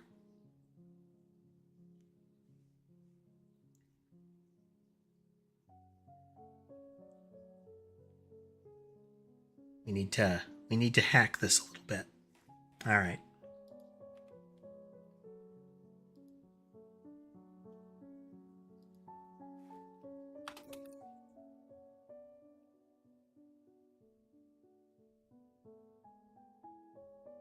This is going to be a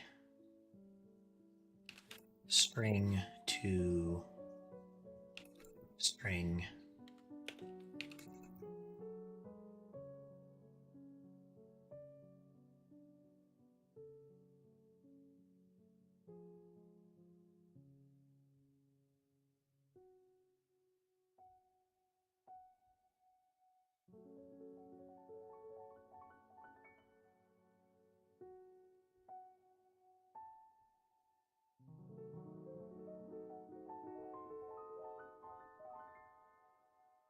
Yeah, pretty hacky what we're doing right now. We are going to manually add the types associated with this. Oh, but that, yeah, it'll still work because this will be path to type.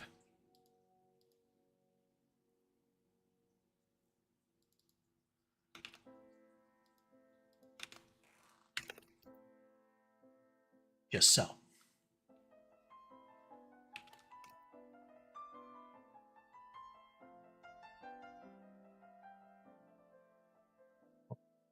Texture needs to be set.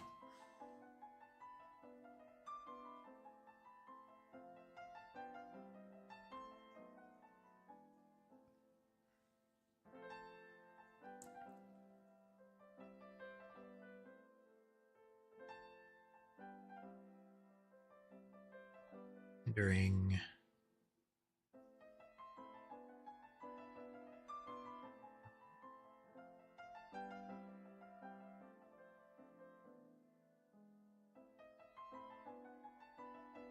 Texture wrapper. Okay, where did I put that?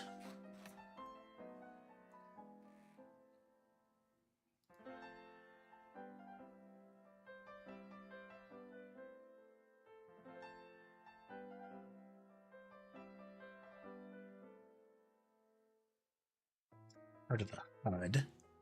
It's not part of entity or inventory.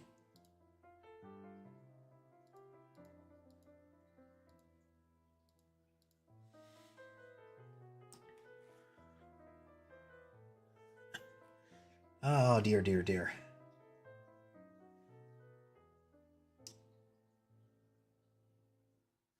Okay, be right back.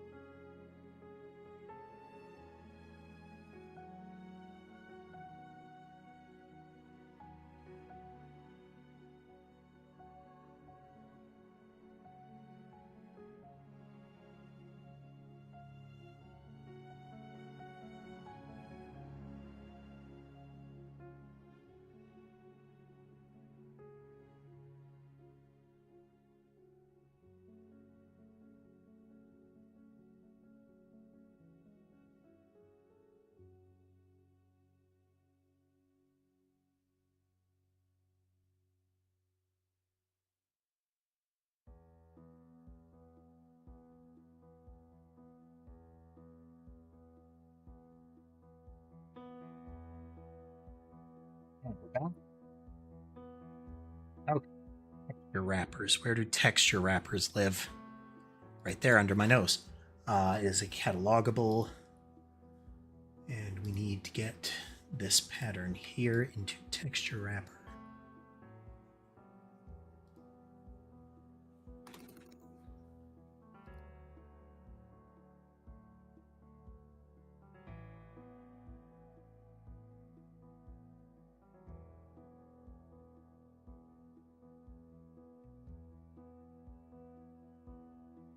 Ugh.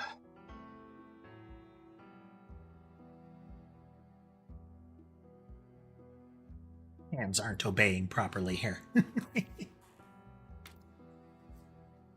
Okay, back to the base catalog.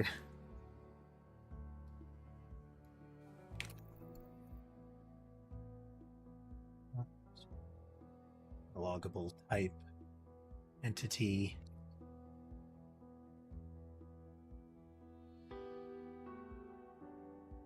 It's texture wrapper actually.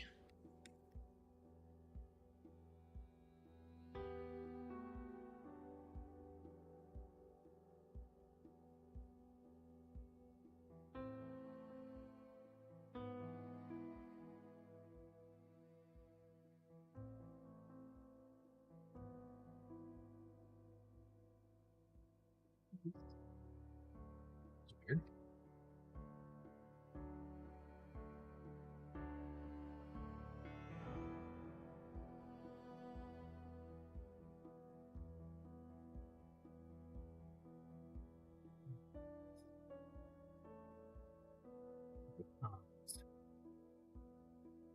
Layers. Maps.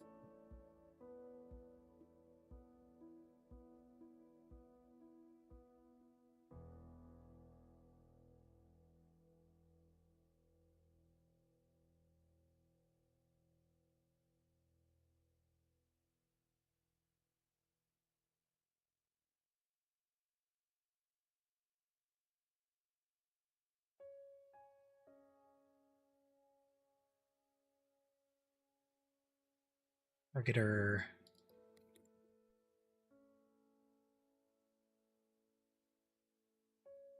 Okay, so what we're doing right now is we are brute forcing this a bit. Because if I was parsing the CSV, part of the CSV would be to give me the type name. So, move, rotate out kind of thing would be the type name. Previously, the file, or not that. On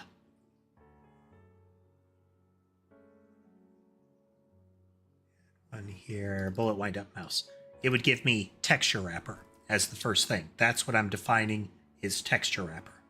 By using that, I can convert that into a type object. And the type object can be different ones. But ultimately, so I could convert the type into the bucket type. So doesn't matter what kind of targeter I've got, it's always going to go in the targeter bucket. We are wrangling that differently, but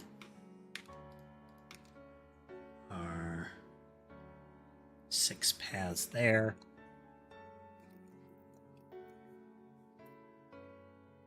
So normally what we're going to do is we're going to go into groups last. We are going to go into groups first to do proof of concept here.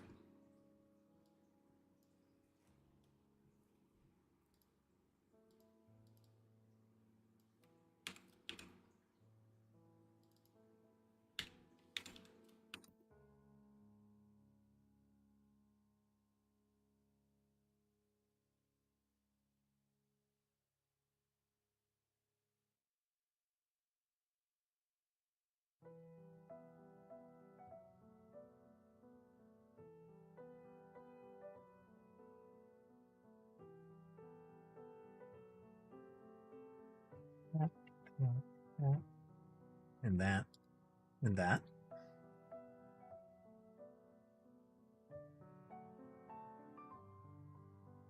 Behaviors are the one where most of the problems would happen as far as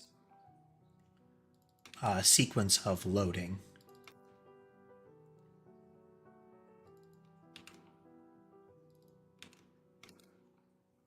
There we go.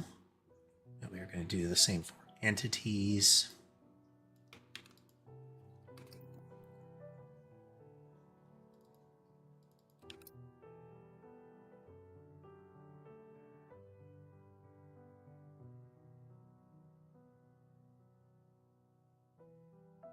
Once we get to the point where I'm consolidating those files into the CSV, we'll see what we'll see that the complexity of the file structure can be greatly reduced. Like, still just having an entity file is probably viable. And just having a behavior file, but then I don't have to worry about having dozens of different behavior folders necessarily. I can just have, this is the behavior master file. It contains all of them for the base game. This will also make loading mod folders way easier because it won't care about my file structure and it won't care about the mod's file structure. It's just going to hunt down CSV files and parse them.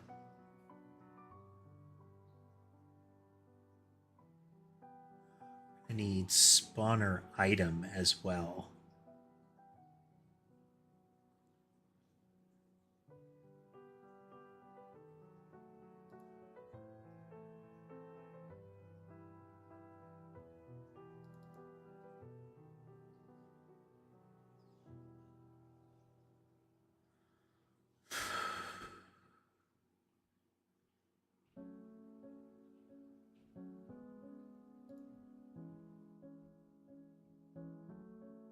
Spawner item is a catalogable. Yep.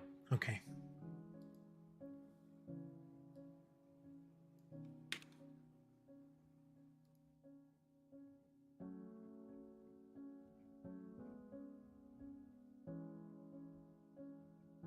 Spawner item. Spawner item.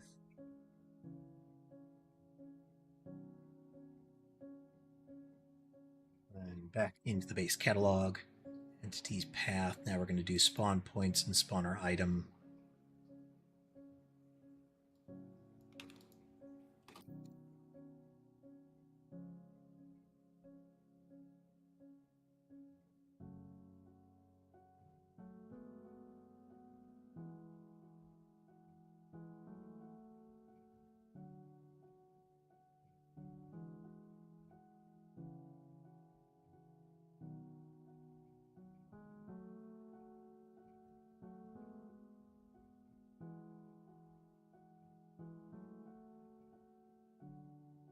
We're going to load entities first. Entities would need every bit of this. Targeters need gates. Oh, behaviors in targeters need gates.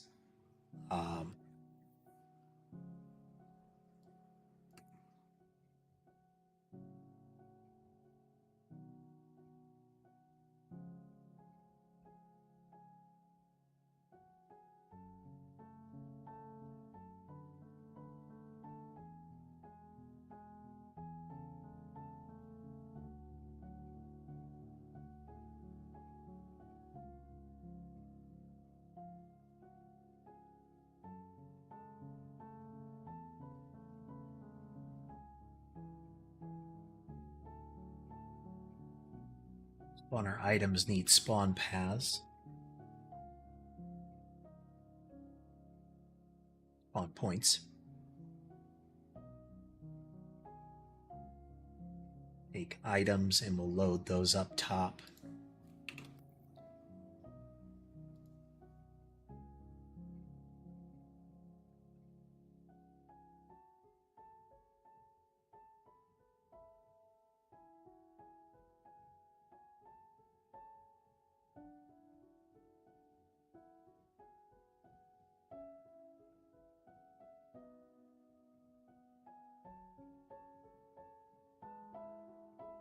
Item list also needs that. Hello, Ember. Hello. Ember has come to sit with me.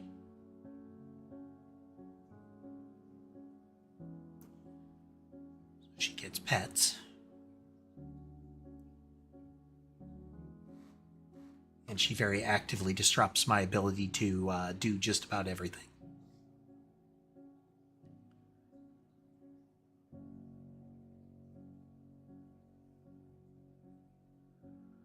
Molly and Sky still snuggled up in the tree. Let's zoom in on them.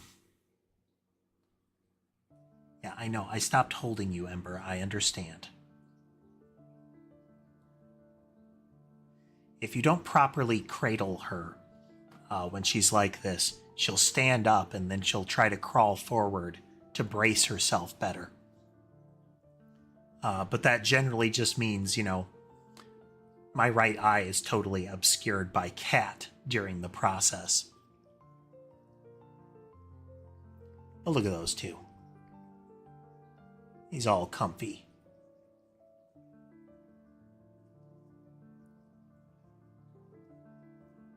You know.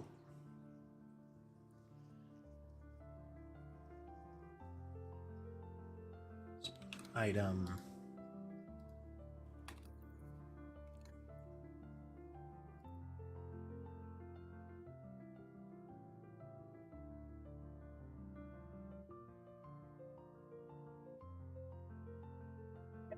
I acknowledge you, Ember. I do.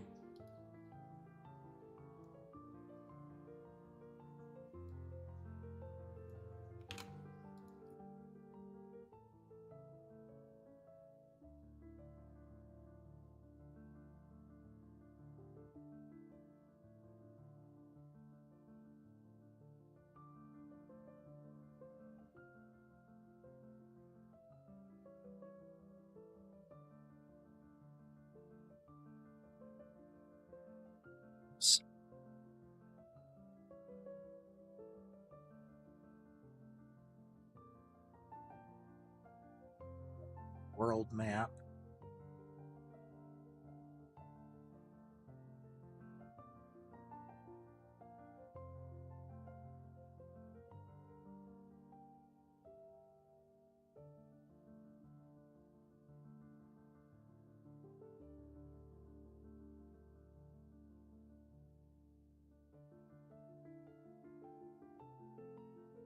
He is in full nuisance mode here.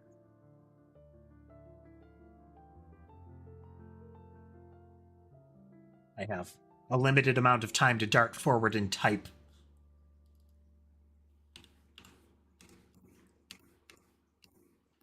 Alternately,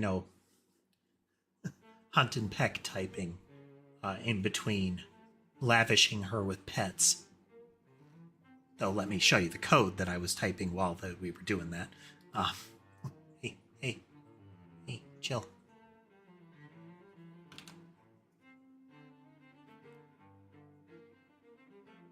Okay, base catalog. Now we need levels path.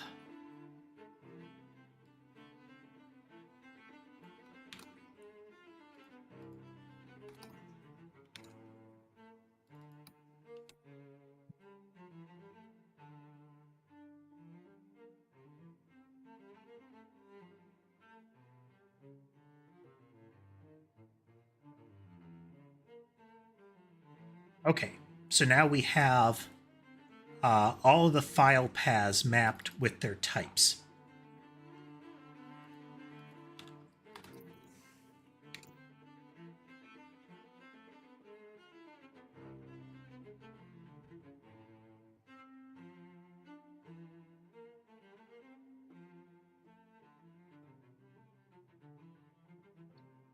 String.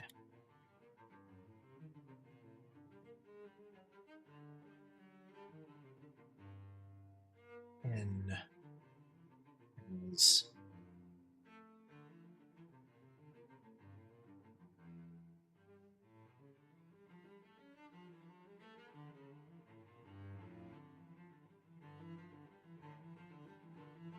odd.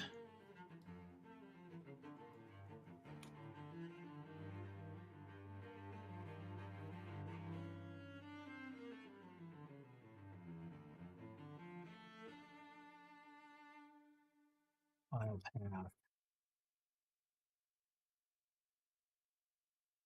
Files.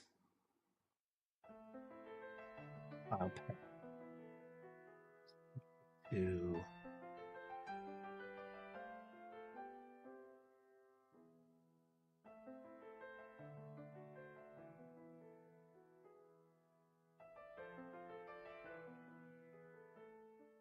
the key.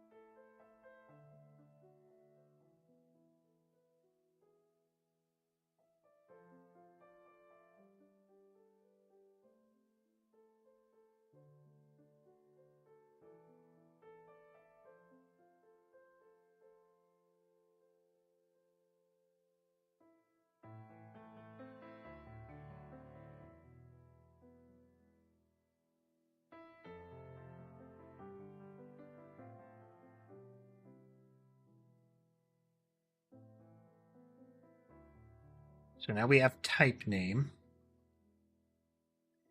We have the name of the file. This is the thing we're going to load. We have the text of the file.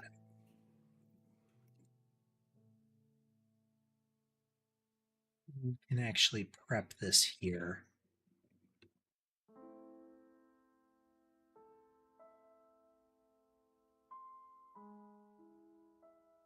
As file contents.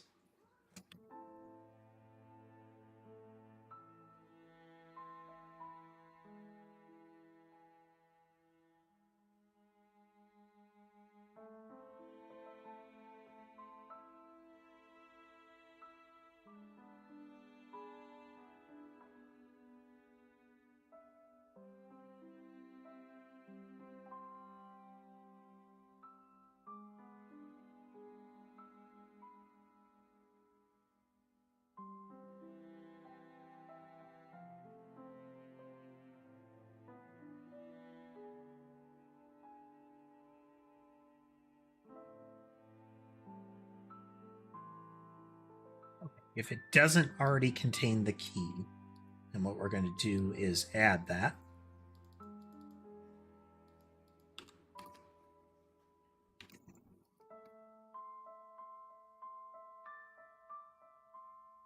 Just so.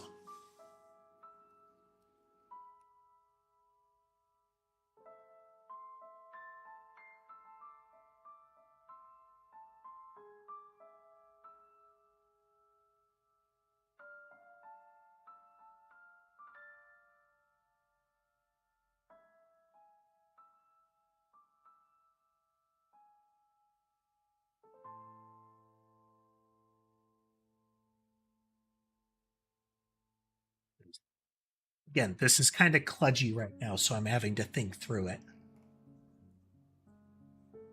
Again, when we're actually reading the CSV, we won't need this nonsense. We'll just read the whole data folder recursively.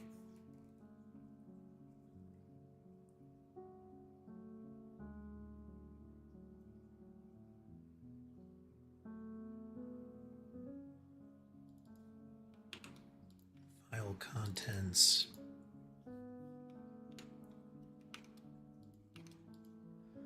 Dot.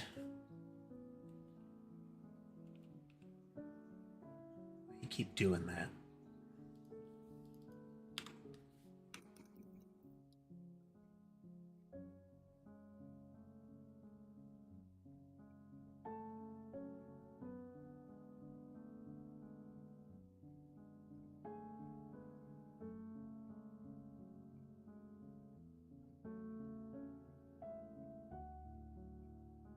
Okay, so now we've loaded up all of the data in those folders by doing this. We're going through and we're saying, all right, this path type,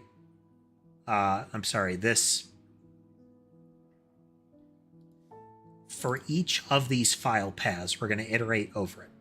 We're going to say this is the path and this is the type that we mapped it to. Path to type, path to type. If we haven't already created a container for that, we're going to add to it right now.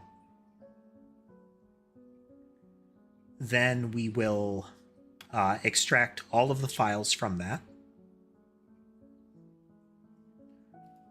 For now, we're not actually going to use options.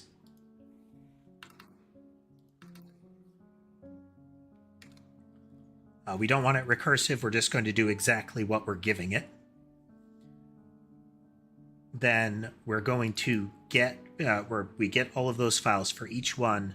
We are getting its name, so we're getting the raw file. File with no extension, so whatever that file is called, we're going to put that as the name. We get the entirety of the text from it. We add it to the pool. Then, for each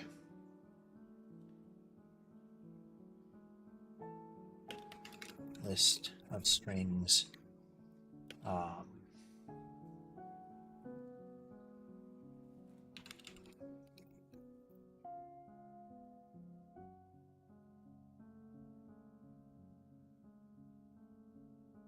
in file contents, values,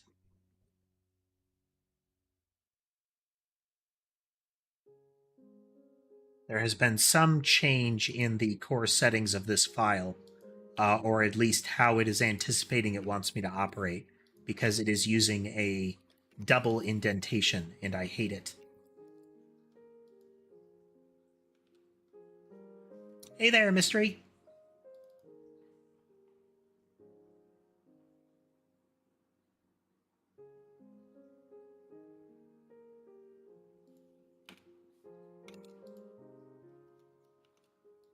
Right there, how it's jumping forward that far.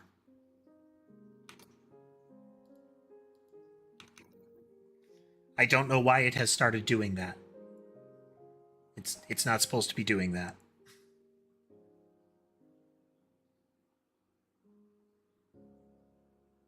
Let's open, close.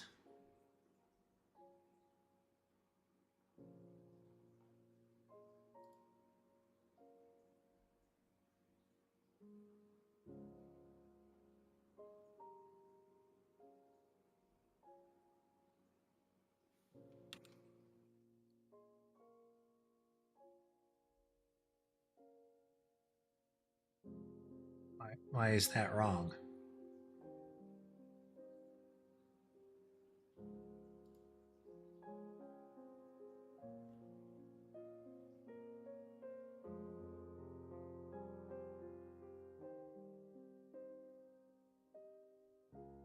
Oh, dangling brackets. That might be why it was messing up, actually.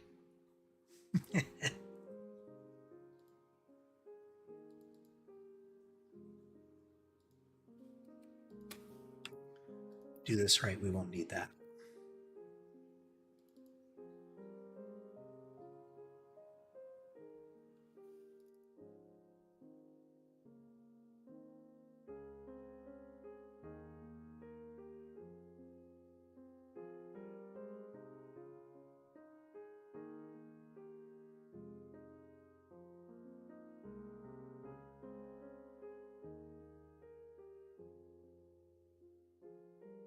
I can't mystery. I can't say I recall. Well, I know what the PS2 meme sound is.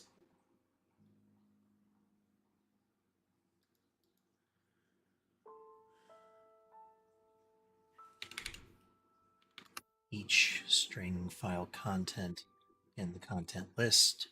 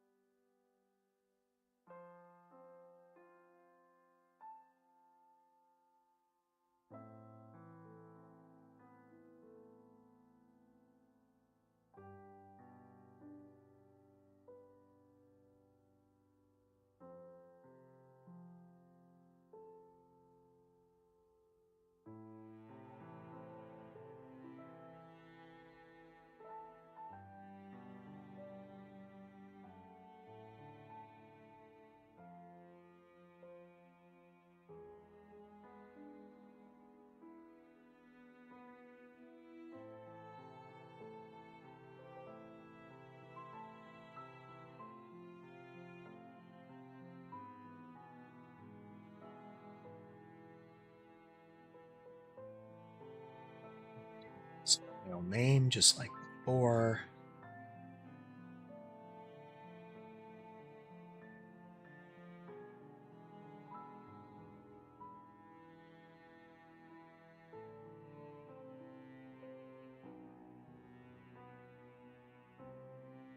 Nope, nope. Okay. This can't be a list, it needs to be a dictionary.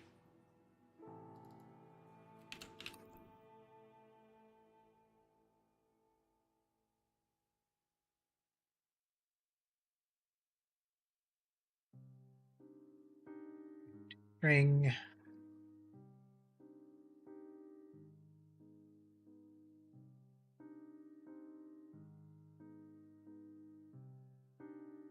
So add file name and file text.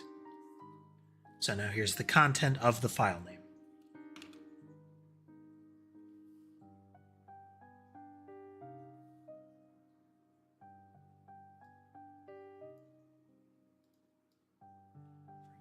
Dictionary in values.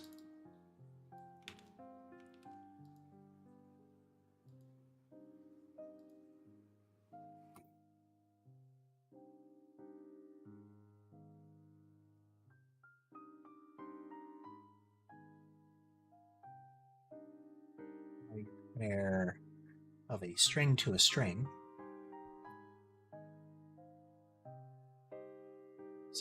Do file content pair.key.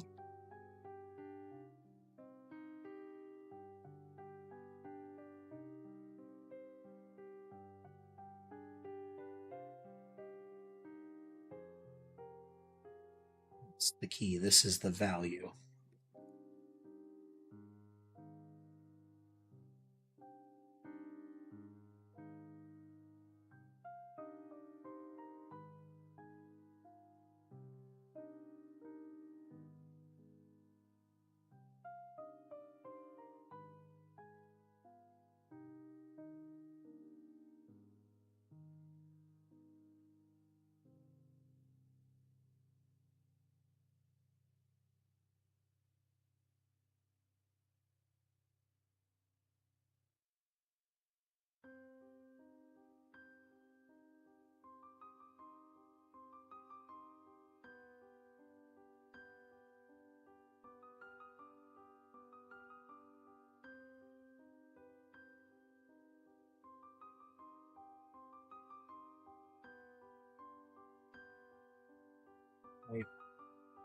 Tape.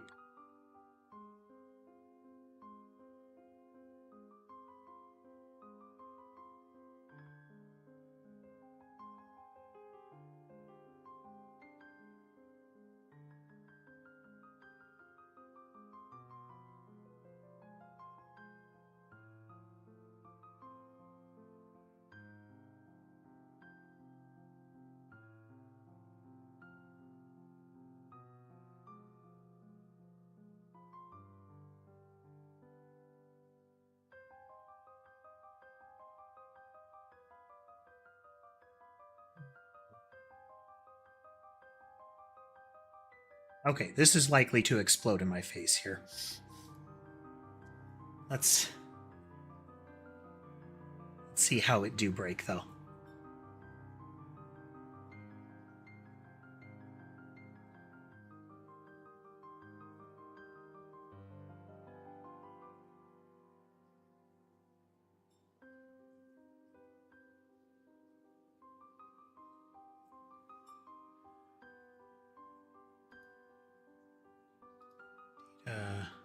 Items.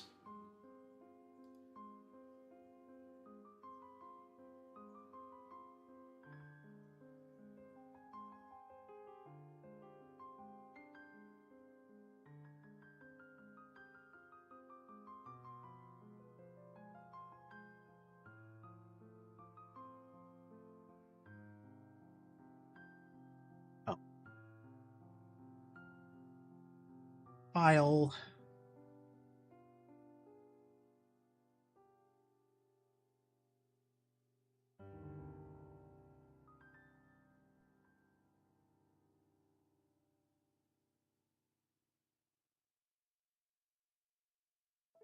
File. Same thing.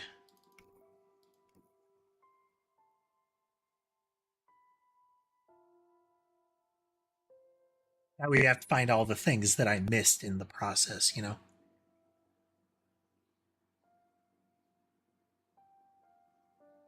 It's collision bounce.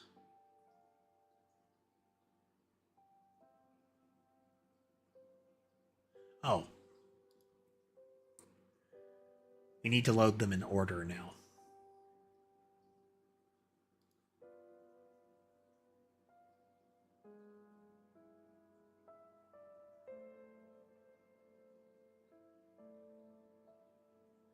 So we're not iterating over it in this fashion. So we're going to make a method for this.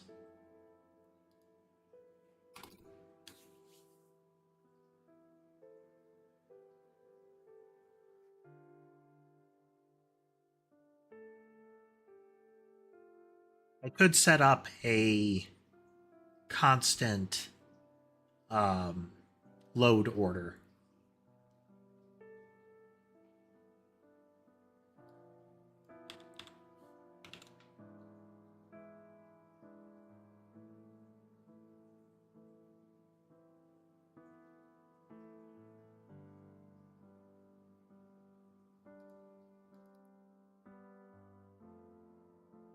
This is a protected read-only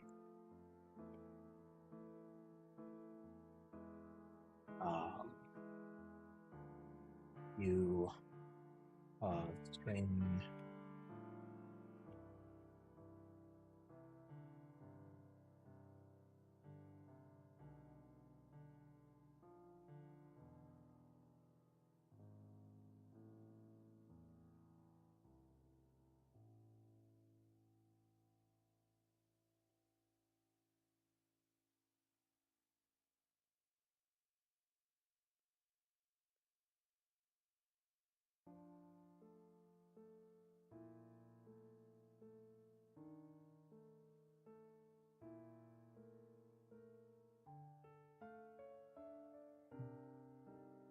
Today you can take a collection.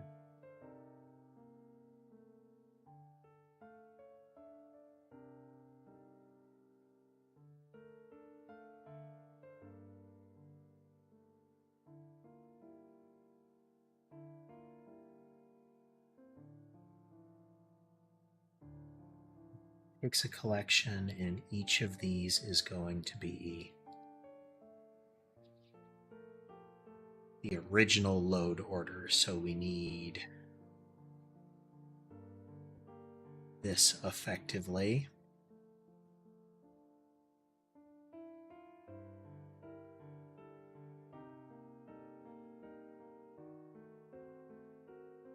For reference.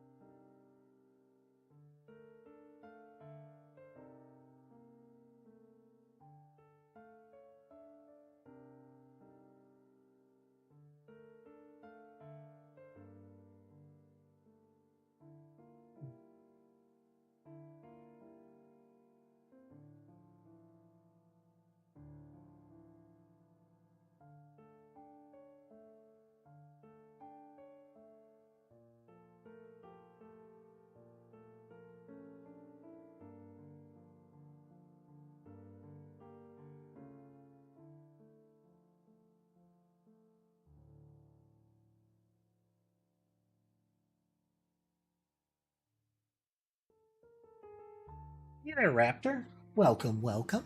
Good to see you.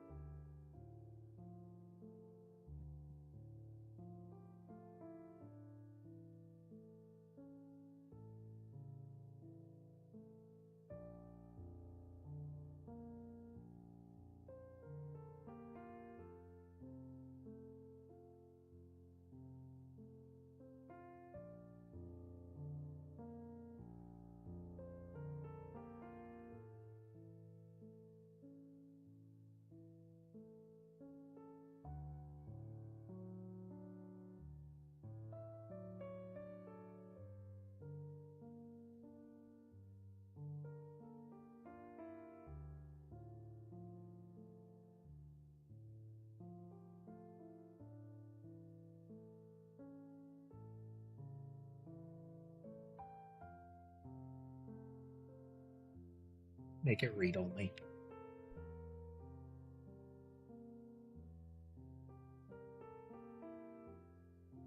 So I'll be explicit about that. Doing well, Raptor, doing well. We are in the process of rewriting our file loading to some extent again. To be very deterministic, or at least to be more apt.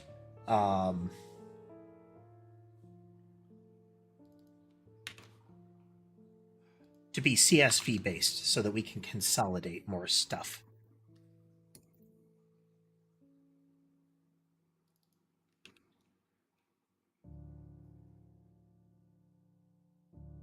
Welcome back, Harry. Things continue well.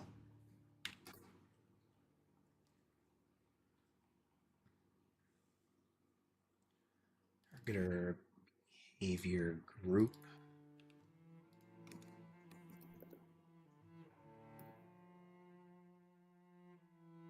Behavior comes first, though. Behavior, not type category, behavior.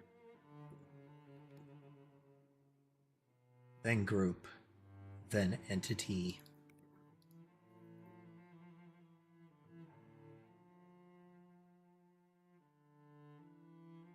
We are closing in on function here. It's coming together.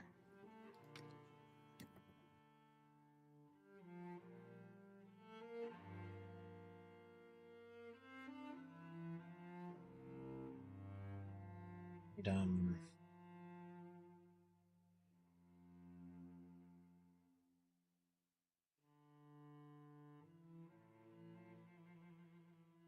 Oh, that's tricky.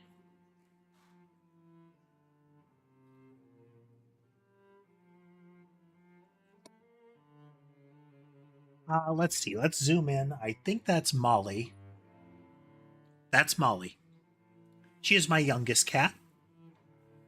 She is currently competing with my oldest cat for being the biggest troublemaker. She is definitely giving him a run for his money. She is all the same trouble, but with kitten energy. Now,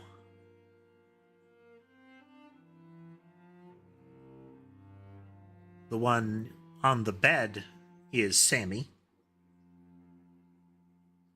She's a little tuxedo. She is kind of one of the middleweights. Mason and Sky are the two bigger ones. Then Sherbet and Sammy are in the middle. Molly is kind of in that territory. Molly's a little chubbier, but not like she doesn't have a lot of fat. She's just kind of football shaped. Again, still a lot of kittens, so body shape still has a little bit of adjustment, not full lanky kitten. Then the smallest by far is Ember. She is itty bitty compared to the others. Ember should be visible here.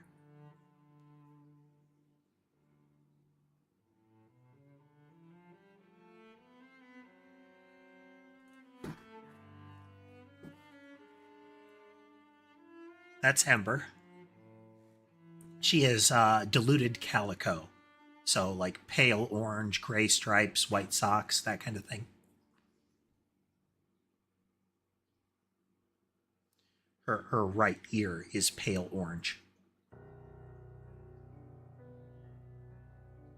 She is a complete sweetheart. Just the loveliest cat.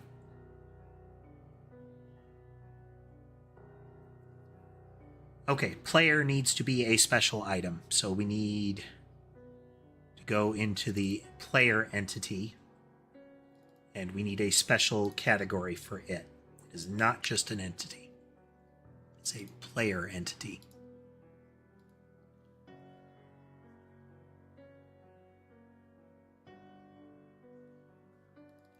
Which adds a layer of complexity, annoying, but such is life.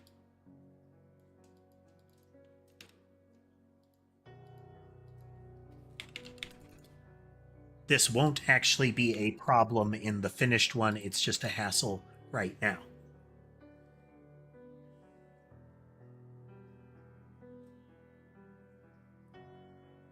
Okay, we go back into base catalog. Hello, Sky. Sky doesn't frequently come to sit with me, but he does periodically. Yeah. Mason kind of rivals Sky in size. It's hard to tell, though, because Sky is really fluffy. Mason is a kind of bristly, short hair cat. Like, he has much coarser fur. So his size is much more on display. Sky is older and a bit chubbier, or at least definitely chubbier, but not obese territory, but substantially fluffier. Like there's a whole, easily like an inch and a half of fluff in a lot of spots. So you can't easily compare them one to one.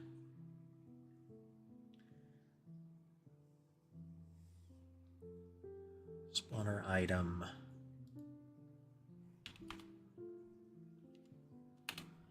Comma. Player entity.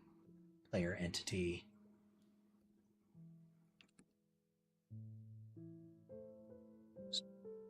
Spawner item list. Type category. Spawner item list, comma. World map. World. That is our load order.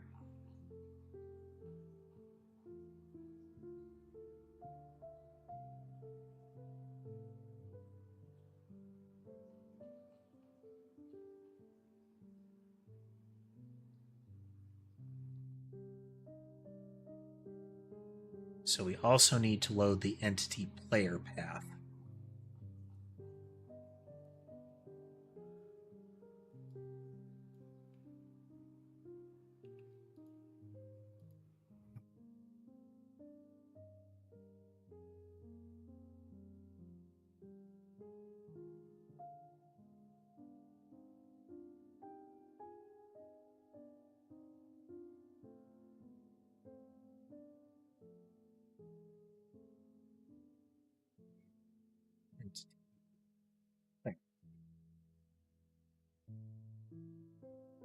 So now we have a constant load order to deal with. So we get all the way down into here.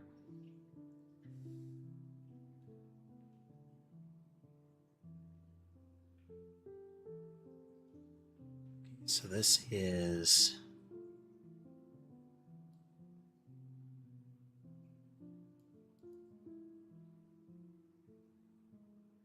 We're not iterating over file contents. We are getting a...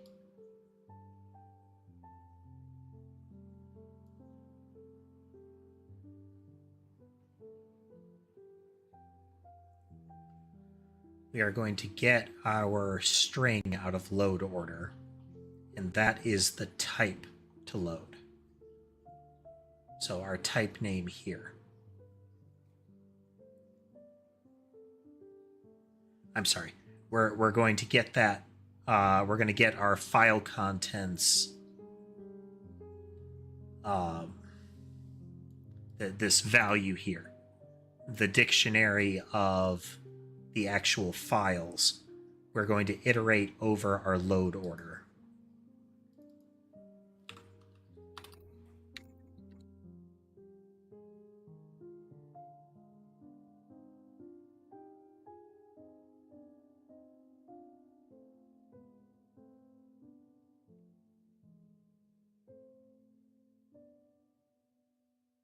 So now we have a type, and that will give us that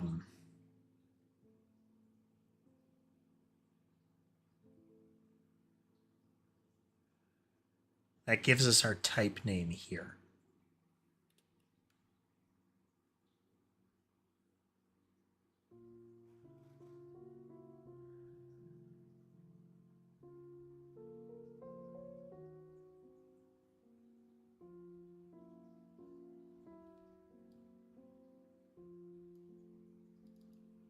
So that's type to load.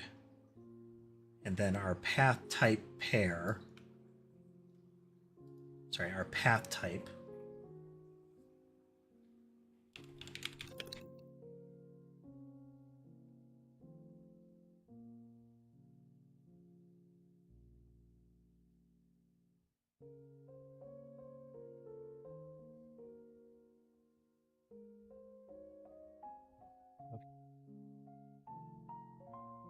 We're not doing this yet.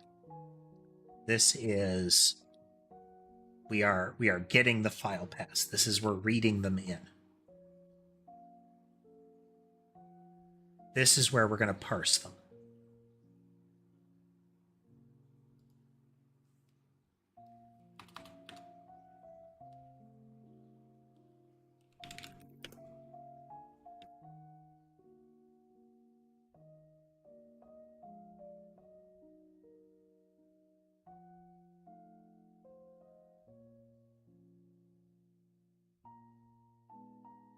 So this is our file content list, and we're going to iterate over it.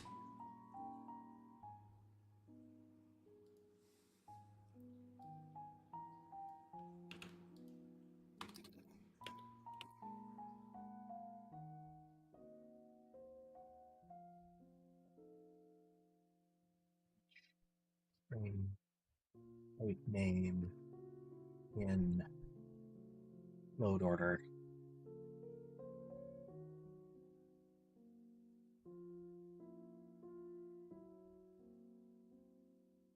Each file content pair in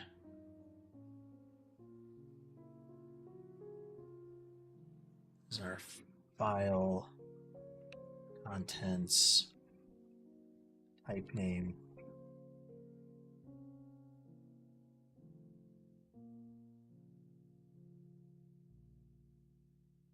Try again.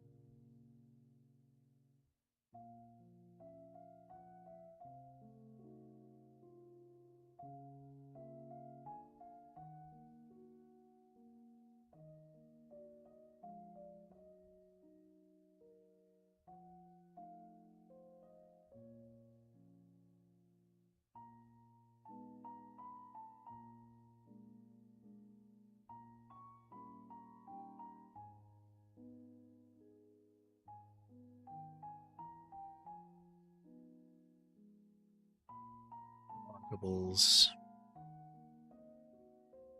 is a type.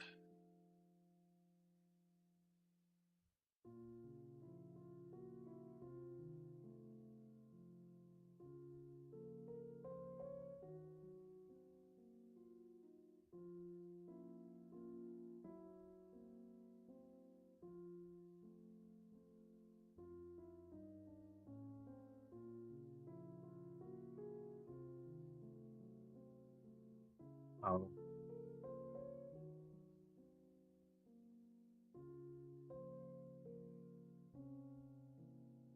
Well, collision gate should be a thing.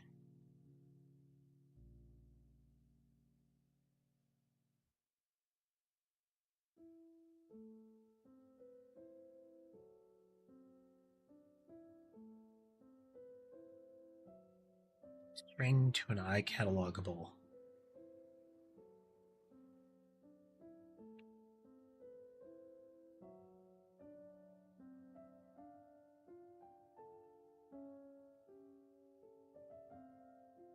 It's coming in as collision gate. It should not be getting that high level path. Ah, okay.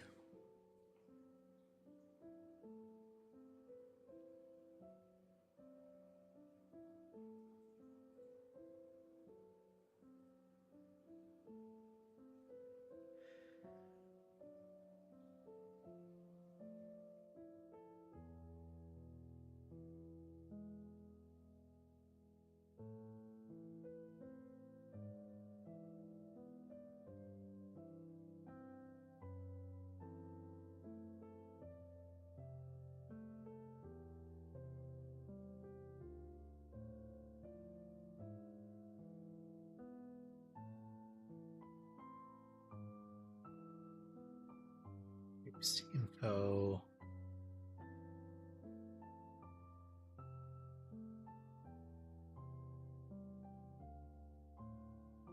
Because we shouldn't be getting collision gate as a thing. That is not something that should be able to happen.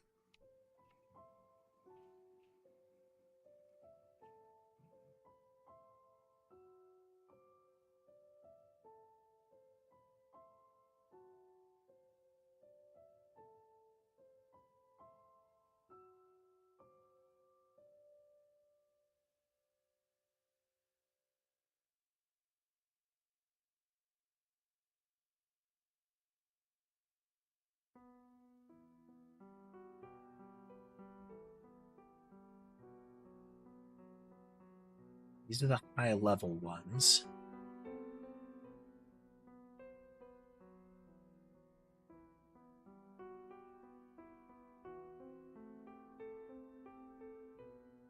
The fact that it's getting collision gate at all is weird.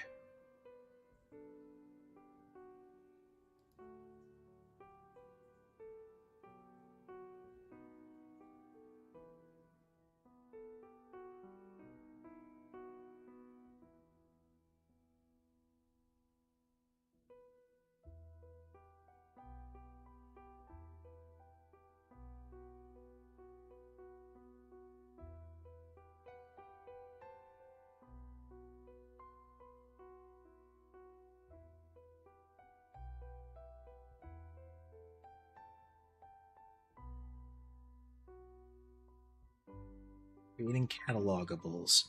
We're loading in types. We're getting a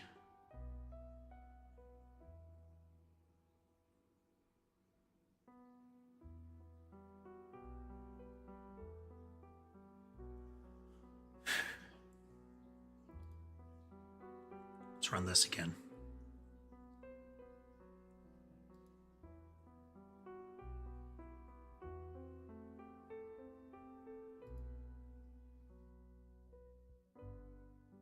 Right, because we want the parent type is the trick.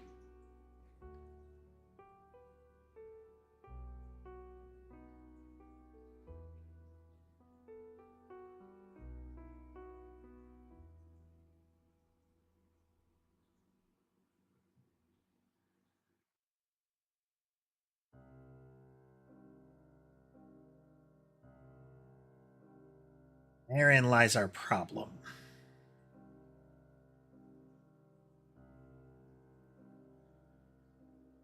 Because otherwise, when we're loading it... No, how did we do that before?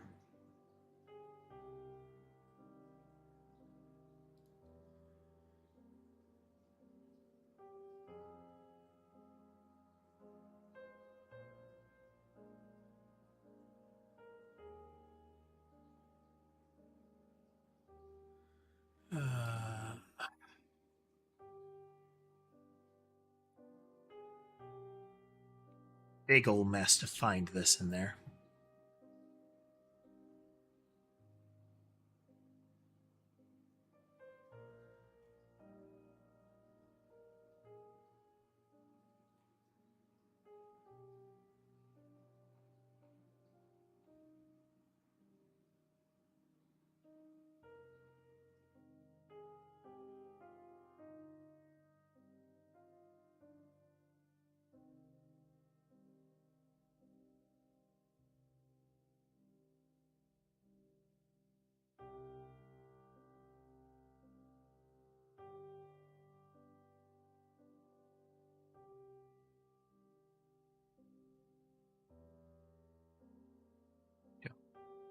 And there's something still missing here.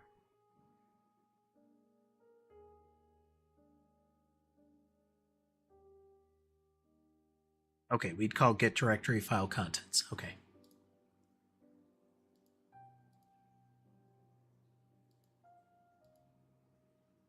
Catalog. Some processing.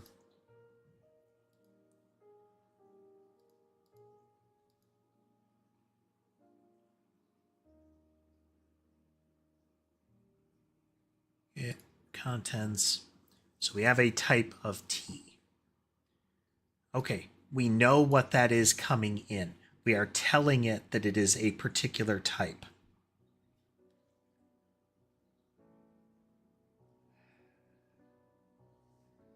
All right, we need another way to parse that.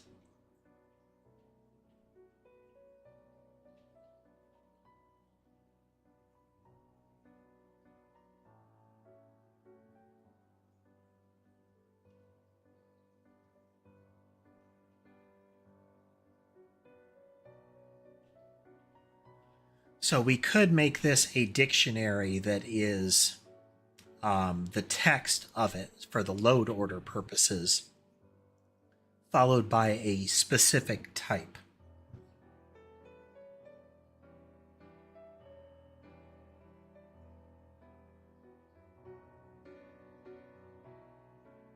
That way we can translate it back.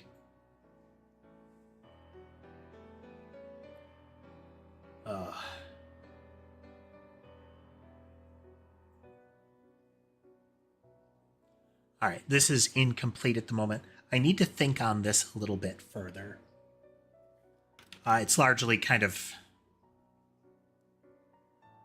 how I want this to end up. This is interim, but the part that is the bit that we're stuck on is real code. This is, once I get the rest of it working, I will still need this part to work.